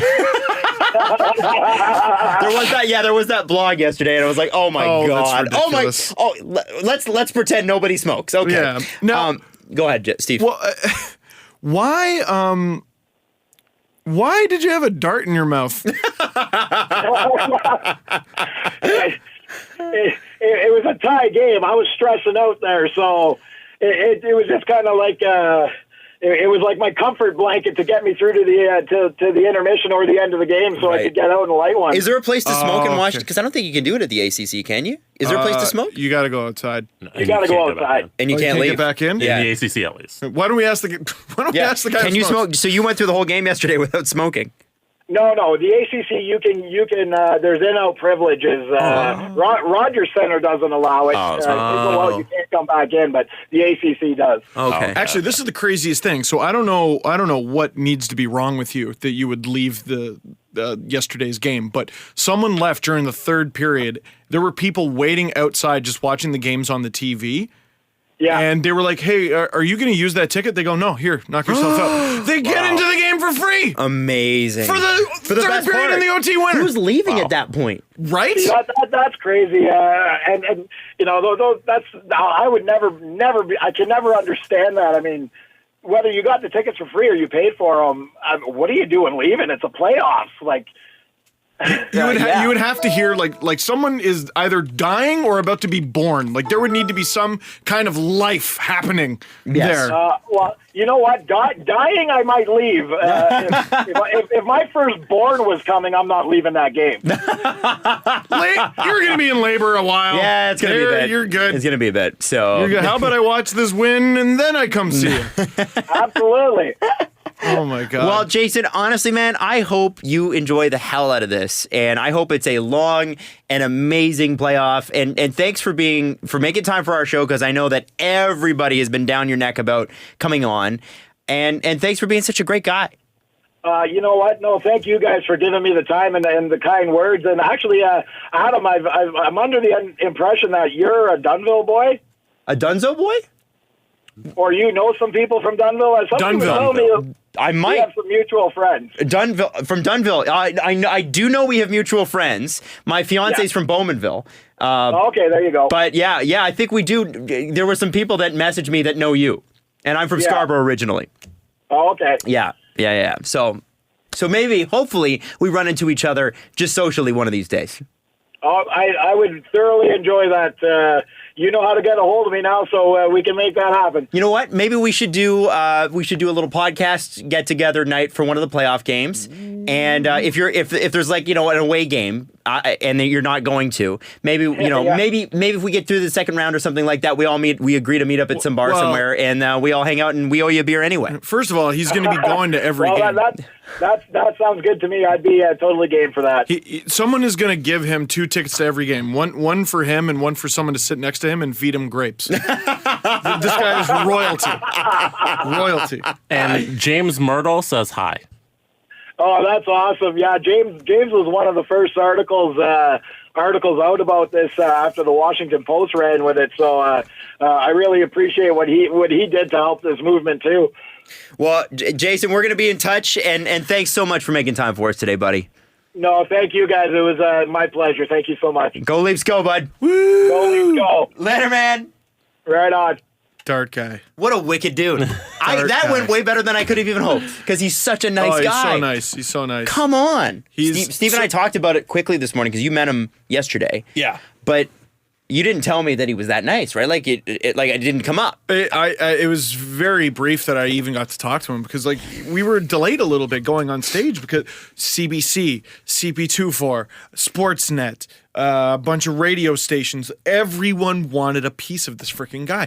We couldn't tear him away. We're like Daryl Sittler standing right there. Put him up in front of 15,000 people. John Tory walked by the stage dressed as Abraham Lincoln, the mayor of the city. No one gave a shit because Dart Guy was right there. I think he might have even gone Dart Guy. I'm serious. What was Tory dressed up as Abraham I have Lincoln? no fucking clue. Yeah, I didn't know what he was referencing. And like someone else there was dressed as Elvis. There was another guy as Trump. Trump makes sense, because that's just kind of a character. I mean, it's cultural, now, right? It's a cultural thing. Lincoln Lincoln might be some kind of a Washington gag. Trump might be some kind of a Washington gag. Elvis? Well, you can pretty much find an Elvis anywhere, right? It's like Ryder fans. There's Elvis fans everywhere. A Riders fan dressed as Elvis. That's all you need. We should talk about the other series. Yeah, I guess, whatever. Okay, did you see I'm assuming you saw the highlights, right? No. You haven't seen the highlights? I went straight to bed last night. Are you serious? Exhausted. Okay, so yeah. I watched, after the Leaf overtime game, they went right to Ottawa-Boston. Did you see it, Jess? I saw the Preds winner, actually. Okay, That's so all we'll I get to saw. the Preds in a sec. Okay, so let me set this up and on. Bobby Ryan. How would you say Bobby Ryan's season went? Oh, very poorly. Very poorly. Very poorly. Bobby Ryan, I think, is the Phil Kessel / Larry Murphy of Ottawa right now. Like, he is the whipping boy, right? Right. And here's where it gets worse, because Ottawa's up. They're up like, I think it was 3-1 or 3-0. And Boston sort of is coming back, and David Backes is coming in across the blue line with Bobby Ryan, but he loses the puck. And Bobby Ryan is back playing defense, and that's not Bobby Ryan's strength. We know that. Misfires on a pass. David Backes collects this misfired pass, attacks him immediately. Bobby Ryan then blows a tire, then loses a glove, then loses his stick. Both gloves. Both gloves. And stick. How? And falls on his face. It is the craziest fall I've ever seen. How? And then David Backes literally with about 2 feet clearance, boom, right in past Craig Anderson. And then that kind of that triggers the comeback. The Bruins tie it. Craig Anderson has huge saves in the third period. And here's where it gets great. Ready? Because Riley Nash takes an elbow from Bobby Ryan in overtime. They're fighting against the boards. And Riley Nash takes an elbow. So what does Riley Nash do? What would be the smart thing to do in this situation? You get an elbow from a player on another team. What do you do? You take it and accept the power play. Right. Except Riley Nash didn't do that. What did he do? He punched Bobby Ryan in the face, glove on. What are you doing? And guess who didn't get a penalty? Bobby Ryan. I did see this clip. Pierre Maguire blew a gasket. Because I did see that clip. That is absolutely, unequivocally the wrong call. Horrible. Horrible. But Horrible sometimes call. they don't see the initial. Sometimes they see the retaliation. Which is why you don't retaliate. Which is why you do not retaliate, and you know this, and it's overtime. It's unfortunate that led to the game-winning goal. It is. It's very unfortunate. For Bobby Ryan, though, it was great. I'm just showing Steve Bobby Ryan blowing a tire. Oh, I got to see this comedy. How do you lose both gloves? Is it coming up right here? This play right here. He has the butt up. How did he do that? It's Toronto Maple Leaf-esque.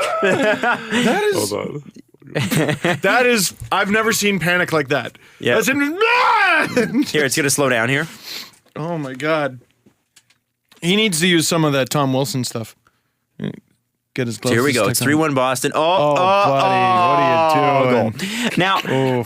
Now here's where it gets fun because That's one of those plays where I guaranteed someone still went frickin' Fanuff. yeah, what a pylon! I was got turnstile. Hang on, Sorry. hang on. Okay, Let's get to. Let me just quickly say this. Sorry. Riley Nash punches Bobby Ryan in the face. Bobby Ryan and the Senators go on power play. Who scores the game-winning goal? Tell me it was Bobby Ryan. Bobby Ryan. Gloves on? Gloves on. He didn't whiff on this one. Sorry, what were you going to say at the Jays game? I just wanted to say congratulations, Bobby Ryan. It was Kendrys Morales hits into a inning-ending double play, and the guy in front of me goes, "Frickin' Jose." It's just like, not a Toronto sports fan. 11-4 game? I was. Okay. I left when it was 7-1. When our 20-game winner went down. Although apparently he's okay. And here's This pitcher comes up. I forget his name, and it's his first MLB game. I'm like, oh, that's kind of cool. Let's stay. Okay, let's leave. You should probably check out, by the way, from the Ottawa game. First off, the Carlson pass to Hoffman. Yeah, I got to watch one. Which is Steve. This is the most bananas pass you've ever seen. I saw a slow motion clip of that on Twitter where they showed that not only was it like just perfect tape to tape from like 150 feet away, the puck in the air stayed flat the entire time. Such a Carlson thing. He just like the last airbender, just whoosh. So last Unbelievable. thing. Game's over. Game's over. Ottawa. I saw this. Ottawa's going to the dressing room. And Apparently I saw more than I thought. Yeah, really? yeah, you've seen this all. In freaking Boston, of all places, they don't have those covers to cover the players. So Boston fans What are you, nuts? Boston fans are throwing garbage. Of course. And by the way, any fan group can do this, but Boston's a cantankerous bunch, okay? Yeah. And in Boston, like in any city, you should have the cover on the players like they do everywhere else. Yeah. So they don't. And one of the fans decides to grab a player's stick, and I believe it was Bobby Ryan's. Carlson's was not. Well, no, because Carlson, Carlson was behind. Carlson was behind Bobby Ryan. Bobby Ryan's trying to pull this stick down, and Carlson smacks the guy on the hand with his stick.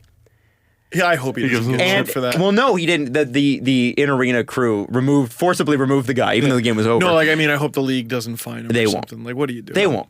They won't. He's just trying to get a Maybe stick. give him like a couple $5,000 fine. No. Well, I haven't. seen the video yet. I just saw the still, and I was just like, "Oh, fucking Boston." I just thought, okay, so you're mad your team lost. I'm gonna grab his stick. Man, imagine how blind mad you got to be. Now, I'm not just pointing out Boston. This could happen anywhere. Yeah. It really could. Totally. But it's hilarious that it happened in Boston. But okay, if I were to be like, all what right, city? Yeah, so this happened. You have 5 guesses. One of your 5 probably be Boston. Boston, Philly. Boston, Or Philly. Philly, Boston. Might go Toronto. Buffalo. My Toronto. Buffalo? Buffalo. You know, it's been so long since Buffalo was know. good, I don't remember. I don't know if they're fans. Now, Buffalo, Pennsylvanians, New York, upstate It'd New be- Yorkers, they're pretty nice It'd normally. be Philly, Boston. Fiery, though. And then I'd You'd say say Buffalo? Buffalo or New York.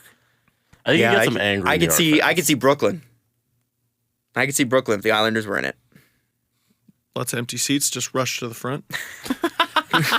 Why? They're not. Oh no! He doesn't even go here. In Yeah, I Brooklyn, don't know you why I can't see did them that. leave, so Yeah. that would never happen. That's funny, man. That is. I can't believe that happened. Hilarious. And Blackhawks finally score. Oh, we're not there yet. Not there yet. Sorry, Adam's Let's- driving the car. Let me I'm the drive. guy Let in me the drive this passenger one. seat who does this every now and then to make sure you're awake. I have no room in this car because it's Adam's car. Let me and drive there's this no one. room in Adam's car. That's right. Jesse's sitting in the back like, do you think there was something comical about the size of my I'm gonna automobile? have back problems for the next 40 years. if I Jesse's sit eating his knees. 10 minutes in That was Adam's so great. car. Steve, quit your bitching back there. And then Jesse sits in the back. Oh, this is terrible. Even Berkshire was like, "This car's small." yeah. Oh, yeah, I forgot we drove him. Yeah. Calgary, 4-1. 4-1. And it was they were up 4-1, and believe me, we know Calgary, we know. And I here's just want to say the Leafs got on that bandwagon before it was trendy. yeah. It's trendy now. So Calgary goes up 4-1, and Randy Carlisle's like, "I'm going to put my boy Jonathan Bernier in there." Oh, he swapped out. He sure did. So And I that- got a text from Jen Neal last night going, what was the condition on that trade again? That's awesome. It's true. So Anaheim comes back, and it honestly, the 4-3 goal, I have to be honest with you, looks like a high stick. When you see Oh, it, yeah. it is definitely a high stick. Yeah. There's been a lot of controversy in that series, and I'm very behind on that series. I need to check it all out. It's a high stick. It sounds like Calgary should be doing better than a 3-0 deficit. They deserve better. And then Shea Theodore ties it, and then 90 seconds into overtime, who scores the OT goal for Anaheim? I'm going to go with someone not annoying. It was Jonathan Bernier. The Jonathan Bernier. Amazing. Yeah. Leafs, former Leaf great. They lost the trade. Who do you think? Corey Perry. Corey Perry. It's always 90 Corey seconds in, it's freaking. It's always Brad Marchand, and it's always Corey Perry. The one clip I did see of that game is I think Corey Perry's stick got lost in the Flames bench. And I think it was Matthew Tkachuk was just like, he had his foot on it and wouldn't let him get his stick. I like Matthew Tkachuk. He's fun. It's the king and it's the master and the apprentice. Yes. Really. Yes. All right. And you said it. Chicago finally scored. Finally scored. Still up, lost. Up 2-0. They lose 3-2 in overtime. I did see the game winner there. 141 minutes they went without scoring in the series. Pecorine is Pecorine again. Yeah. So What happened? you know what's extra embarrassing. So the Leafs. What's the Leafs thing? Stand witness in this 100 thing. The Blackhawks slogan, their tagline, 1 goal. So after game 2, I saw this picture. It was 1 goal, and then Pecorine's face. Nope. 1 goal. Pecorine's face. Nope. That's brutal, man. So Kevin Fiala was the guy that got Crawford on his side. And I believe Kevin Fiala was like a 2014 draft pick. He's pretty young. Yeah, I gotta look him up. Steve Birch was really big on him. Left winger, 5'10". I think he played in the Swiss league and had over the moon numbers for someone his age in the Swiss league. Nope, wrong. Swedish. But even so, he is Swiss. Played in the Swedish league. Sorry. Close. Yeah. that's pretty good. The fact that you got that You far. even knew that. I'm impressed. Whatever. And for the people who gave me hell, as I said when we were talking about our playoff brackets, about the Blues Wild series, they didn't play last night. No. It is the boring series, man. Unless you got a horse in that fight, that's the boring series. It is. I mean, the most interesting thing to happen in that series is Bruce Boudreau going, "Daggone it, we were good." and we deserved it. Do you think like he's just going fuck my life? He must be. I feel bad for him. I do. The Wild are, from what I've seen anyway, just unbelievably outplaying the Blues. They're just cold and unlucky. And Jake fucking Allen, Jake Allen is giving the Wild blue balls. Oh wow! I didn't know what he was going to do with that. What did you think? Do we like that? Or we? What's wrong with that? It was interesting. It was interesting. What? It was left an turn. angle I didn't think you were going. Yeah. So I'll give you creativity marks for sure. You made a right turn on a NASCAR track. It was a little odd. I'm a little uncomfortable. I took out a bunch of cars with me. Oh my god! It was just a little strange. So where we sit from today, Anaheim is up over Calgary 3-0. It's not looking great for Calgary right now. However, I still think they get a couple games in this series. I think they Calgary? can. Yeah, I think they can get a couple games. I mean, they should have already. I think they they should do, have. especially in Calgary. There is only one. There's only one series in the West that isn't looking like a sweep at this point. What that? Edmonton, San Jose. And Edmonton leading San Jose. Pretty cool. That I think. You know what's funny? There's only two series I think I'm wrong on in my bracket. Toronto. I have the Caps winning the cup. I have Whoops. Toronto winning the cup. As you should. That's awesome. It's great. I also have Nashville going to the finals. with And them. I have San Jose beating the Oilers. Those are the only two I I'm don't know Oh, what I on. picked. right I now. gotta look back. I was in such stress that day to try to get it in time. I was looking at Jesse. I'm like, I'm not even gonna be able to enter our own bracket challenge. Because of the awesome website. Great tweet from Leah Kessel. It's a stupid website. Great tweet from Leah Kessel. Teams that had 10-plus game winning streaks this season. Philadelphia Flyers did not make the playoffs. Calgary Flames losing 3-0. Minnesota Wild losing 3-0. The Columbus Blue Jackets losing 3-0. Moral, don't do it. Yeah, well, And the Leafs were smart to avoid winning 10 straight. Finish in 8th, get into the playoffs, second last day of the season. Yeah. Maybe you'll lead a series. That's Can you right. say leadership? I can. Columbus. Without a captain. I am really surprised that Columbus is down 3-0. Yeah. I'm too. really surprised. Poor Zach Rowinski out for the season now. That sucks. What a nut job. He returned to that game. With a full cage too. Like, I'm not a doctor, but I looked at that. I'm like, his face is broken. And yeah. And then they confirmed that Yeah. his face is literally after broken. the game, after he went back on the ice. Cool. Like, the doctor probably didn't even, like, do an x-ray or diagnose it. Like, the second he walks in the room, you're here to see me about your broken face. How could you, that must hurt. Like, think about all the muscles in your face, right? It's a long recovery, if I remember correct. I think Derek Bugard broke Todd Fedorik's face. Broke his fucking face. And I think it was I want to say 8-month recovery. I might be wrong there. Wow. Might be wrong there. Like, But- how do you... Like, How does that heal? Like, if someone makes a joke, you probably don't want to laugh. No. Oh, everything. Sneezing. Oh, Eating. sneezing would be brutal. Sneezing hurts regularly. Yeah, Like, coughing. yeah. Imagine coughing. Like that. Cough. Blowing your nose. You can't. You'd have to, every Like, time... get a If you vacuum. got sick, you would have to... Yeah, you would have to do the Neti kettle. pot. Neti pot. You Which, would, by the way, is the weirdest thing to watch. I've never done that. But who was it? I want to say Ben Lovejoy. I can't remember. the Reverend. Yes. It was one of the HBO 24/7s that had the Penguins in it. And this guy, he blocked a shot with his face during the game. And then they're on the team plane after the game. And they're interviewing Crosby. And he's just talking. And then he briefly looks off camera and he goes, "Oh my God, Benny." And they just pan the camera over to his face. And it's just ballooned up because of the air pressure from flying. And he's like, "Is it bad?" It's real bad. That's a really dangerous injury. There's a lot of stuff in your face you don't really know about. Pittsburgh. Sinuses? I do want to quickly touch on Pittsburgh because, like Montreal, New York, kind of thought Montreal was going to win that one anyway. I did too. Boston, Ottawa, I thought it would be pretty evenly matched. It sort of has been. Caps, Leafs, we've talked about. And by the way, we haven't said this, but Kasperi Kapanen scoring 2 goals was pretty amazing. Didn't even touch it. We haven't even touched Yeah, it. because people were like, "Can you just do a podcast after every game?" I'm like, "I wish we had time." That's Penguins. not gonna work. Penguins lead the series 3-0. How did this happen? Marc-Andre Fleury for sure in the first game. And then I think from there, if I read, I want to say Mike Darnay properly, the Penguins have just been dominating them. The Blue Jackets With all ran their out of injuries. I know, they ran out of their magic. But like, I mean, it's funny. Like, you keep looking at the Penguins and you go, oh, their defense and all this injuries. Like, they're still one of the strongest teams in the league up front. Like, if you can get to their D, if you can get there. And I mean, they're competent. Pittsburgh's done a really good job at developing spare parts. We've seen that up front, and it's clearly working behind them too. Like Connor Sheary, what's Connor Sheary make? I don't know. What's Brian Rust make? What's Jake Gensel make? Oh my God, how did they get him?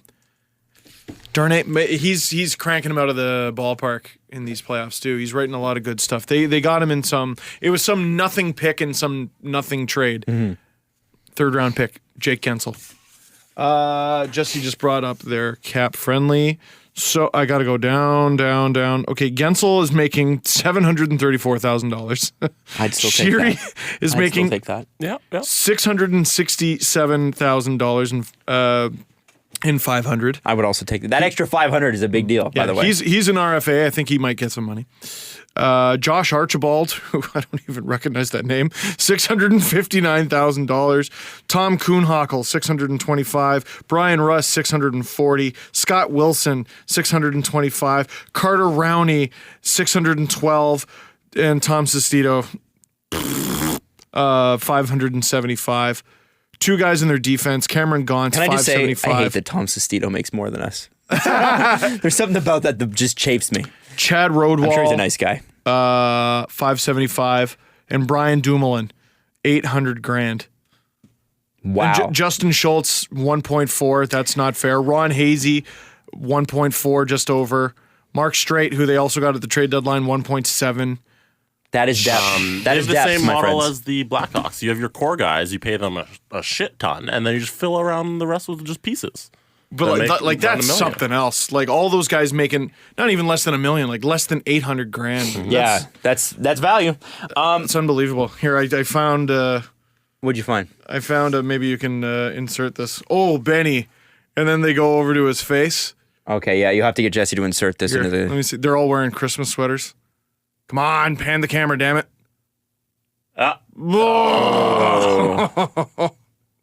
Oh wow! Yeah, he's not having a good time. It looks like he had like a twin at birth that remained in his face. You know what I mean? And Dan Bilesma, Penguins coach. Times have changed. Times have changed. The Leafs have a really good team. Oh, sorry. a very interesting stat. What's that? Okay, bye, Jesse. Oh, hold on. You want to hear this before you go to the bathroom. No! The Leafs have 2 more wins in their series versus the Caps than the entire Thrashers Jets organization does in its history. Wow. I looked this up. Wow. Do you know that they've never won a playoff game? They made it once, if I remember correct. Thrashers made it once, and they the got Jets have made it swept once. by the Rangers. That was when Sean Avery drove Ilya Kovalchuk nuts. Isn't that crazy? That's unbelievable. That's not fair. feel bad. I mean, no wonder it didn't make it in Atlanta. Like, if you don't How have a many? good... How And many no, do the Blue Jackets have? I think they only have 2. 2 total wins ever? I think because they made the playoffs with Steve Mason. Yeah. I think they got swept by the Red Wings. They played the Penguins. Did that go 6 or 7? If it went 7, they'd have 3. I don't remember. I don't remember either. Doesn't really matter. Is it? No one. If the Leafs end up losing the series, no one's going to be like, "Well, they did win a few games." No. No But one I said think, that after 2013. I think it's BS that, I mean, it just shows that it's why they're doing, I think that stat, it's not, I'm not trying to be a snotty Leaf fan. I'm obviously trying to get under your skin a little bit, Winnipeg, but that stat shows why the expansion rules are so aggressive this year. Because when you have a market like Atlanta, the conditions by which Nashville, Atlanta, Columbus, and Minnesota came in under were aggressively bad. Yeah. Like they had access to nobody, they were basically on their own, and they had no money. The benefit and no they got revenue was high sharing. picks. High picks, but no revenue sharing back then. Oh, really? And high picks are what? What's that? That's 2-3 years down the road. Well, Like I think, what was it? Minnesota's best player was like Stacey Roost. they've managed to get Marian Gaborik very early. Mm-hmm.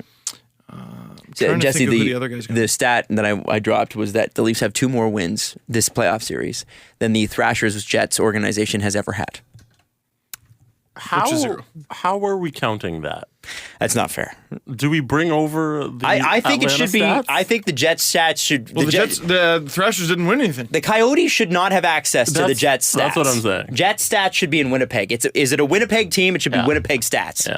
Stats do not belong to the organization. They all belong to the city. Semantics to me. They're still called the fucking Winnipeg Jets. Like, whatever. So all that history is with the Coyotes. I think so. Okay. I think that's how they look at It it. belongs to the city. That means Shane Doe needs to come back to Winnipeg. Yeah. Yeah, and get Yeah. mad when they don't win either. I wasn't traded. Well, unfortunately, we don't have time. But there was this really great article, 37 Things All Girls in a Relationship Think But Never Admit To, from Narcity. And I thought it would be a fun listicle to go through, but we're going to have to save that. I just thought, you know what? Can we save it for after the playoffs, man? Dick around in the regular season. I wasn't actually going to get into that. I saved it. So let's do the press conference, shall we? The presser. Steve Steve. has to go. I'm going to go sleep this second. The Steve Dangle press conference. But Question. How do you feel about bandwagon fans who only became fans of the Leafs yesterday? I don't give a shit. Okay. I don't give a shit. Like, it's just whenever people get on bandwagon fans, I don't think it's actual frustration with the fans. It's just them going, "Look at me! I am the most hardcore cheering person. You are the least hardcore cheering person. Your cheering is inferior to my cheering." you know what? And you have to look at things like the Raptors. I love the Raptors. But I watch maybe 2 or 3 regular season games, like front to back. See, But I watch bandwagon all the fan. playoff games. Bandwagon fan. But I don't have that much time. Like I watch basic. I think I watched 75 Maple Leaf games this year. I could think of 6 or 7 that I missed. You have your team. You have your team, right? Your number 1 team. And then you watch the other team sparingly. and I love. And it's not that. And like. And then there's Jesse who just has 30 hours in a day. Yeah, I have sports on in my house every night. My fiance is literally the most. She'll watch stuff on her computer because I'm like, okay, the Jays are on or the Raps are on or whatever. I have literally. She gives me the TV every night. I watched the Raptors. I think game 1. Like I don't even know what game they're at in the series.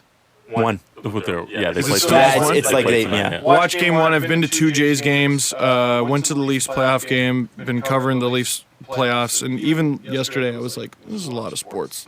This is a lot of sports." It's tough. So I don't blame people for jumping on. And I don't. You know what? If this is what it takes you to be a Leaf fan, great, welcome. Well, and I said, It's a party, everyone's if you invited. were a Leafs fan, I can forgive you. They were not worth cheering for a very long time. I did it against my better judgment. If you became a Leafs fan this season, you bought low. Congrats, that's smart business. You managed your emotions effectively. Yeah. I can't hate you for that. The other thing too is that kids respond to those who are successful. They respond to the stars, right? So like Steve, you used to talk about it at the zoo. What kind of jerseys would you see there? In 2007, I saw more Sens merch in Toronto than I saw Leafs merch because the Sens were good and made it to the Stanley Cup final. Then they quickly tucked that in the closet. Then it was Jonathan Toews, Sidney Crosby, a lot of Ryan Getzlaf, especially because of 2007. A lot of Caps, a lot of Ovechkin. A lot of the Capitals jerseys you saw in the crowd yesterday were kids. They were my cousin is a Sharks fan because the Sharks are good. Yeah. I became a Leafs fan because of Doug Gilmour. Exactly. And We grew up when the Leafs were good. And exactly. So the Leafs are now good again. So you're going to see a bunch of kids now starting to buy Austin Matthews jerseys, which I'm starting to see everywhere. Like I know, I work with a guy named Frank Ferragini on Breakfast Television. Frankie Flowers. His kids were always Leaf fans, but it was hard for them because they lost every game. So they'd also have like a Chicago Blackhawks jersey. Or they'd also have whatever. I cheered for the Red Wings for a portion of my childhood because They won. Well, because Chris Draper visited the high school, and Yeah, that he was makes from the sense. neighborhood, so there's all that neighborhood pride and everything. But yeah, they also won. Like I wouldn't have really cheered for them if they finished last every year. Exactly. So I feel like, man, if there, most people at this point would be bandwagon fans, and who the hell cares? Let them be fans. Let them enjoy it in their own way. You don't get to decide how someone else enjoys something. Yeah, and if you are a hardcore fan, it means more to you. Yeah. Your reward for that is it means more to you. You'll feel it on a different level. Steve, Yes. you don't know this, but you put your friend in a horrible predicament. Uh-oh. Who's my friend? Your friend AW, What did I? I don't know who you're talking Adam Wild. Oh, Yeah. So on Friday, what a dumbass. I need to go home. on Friday, you got this man over here. Tickets for the Toronto FC. On Friday, the Leafs play the Washington Capitals. I know. What, Adam Wild, are you going to do? And a fan on Reddit wants to know if you're going to be doing a meetup at the game. Well, first of all, I'll answer for him. He's not going. So You're not going? I told. fuck no. I, Leafs play. I forgot you were bringing this up, but I told Steve in the elevator this morning. I'm like, listen, these are it's Mrs. Dangle's family's season tickets. Yeah. So they're great seats. They're great tickets. Is that really? Yeah.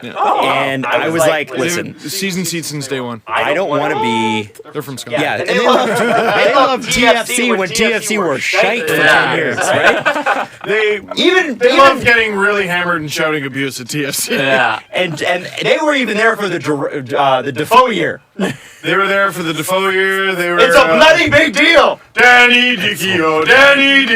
Yeah. Every game at 24 minutes in. Yeah. I'm going to call SL, and I'm going to say, listen, I have to relinquish these tickets. I will give them back to your family. I'm sure somebody will use them. I cannot go to a game and enjoy it while the Leafs are in the playoffs. You have a phone with the Sportsnet Now app on it. I am not an Islanders fan. You can start the game and watch the other game. No, I cannot.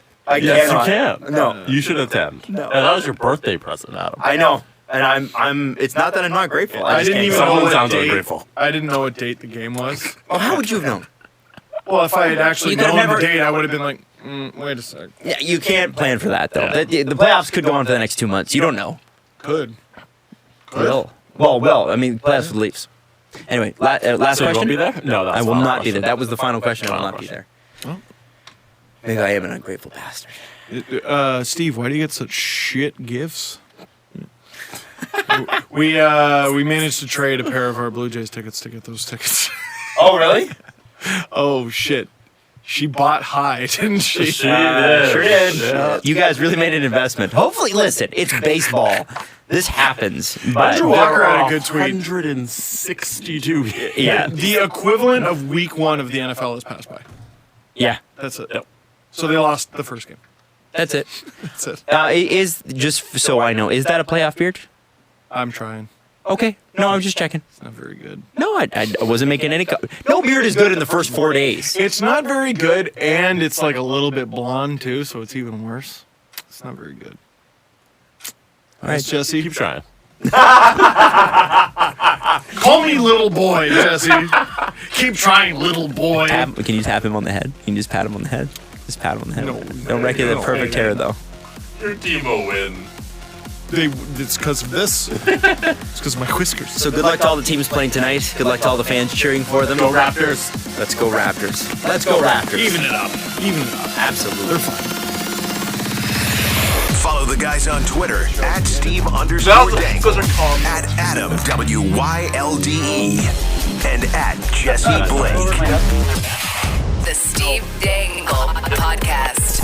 Brought to you by Panago Pizza. Order at panago.com and stuff your face with deliciousness.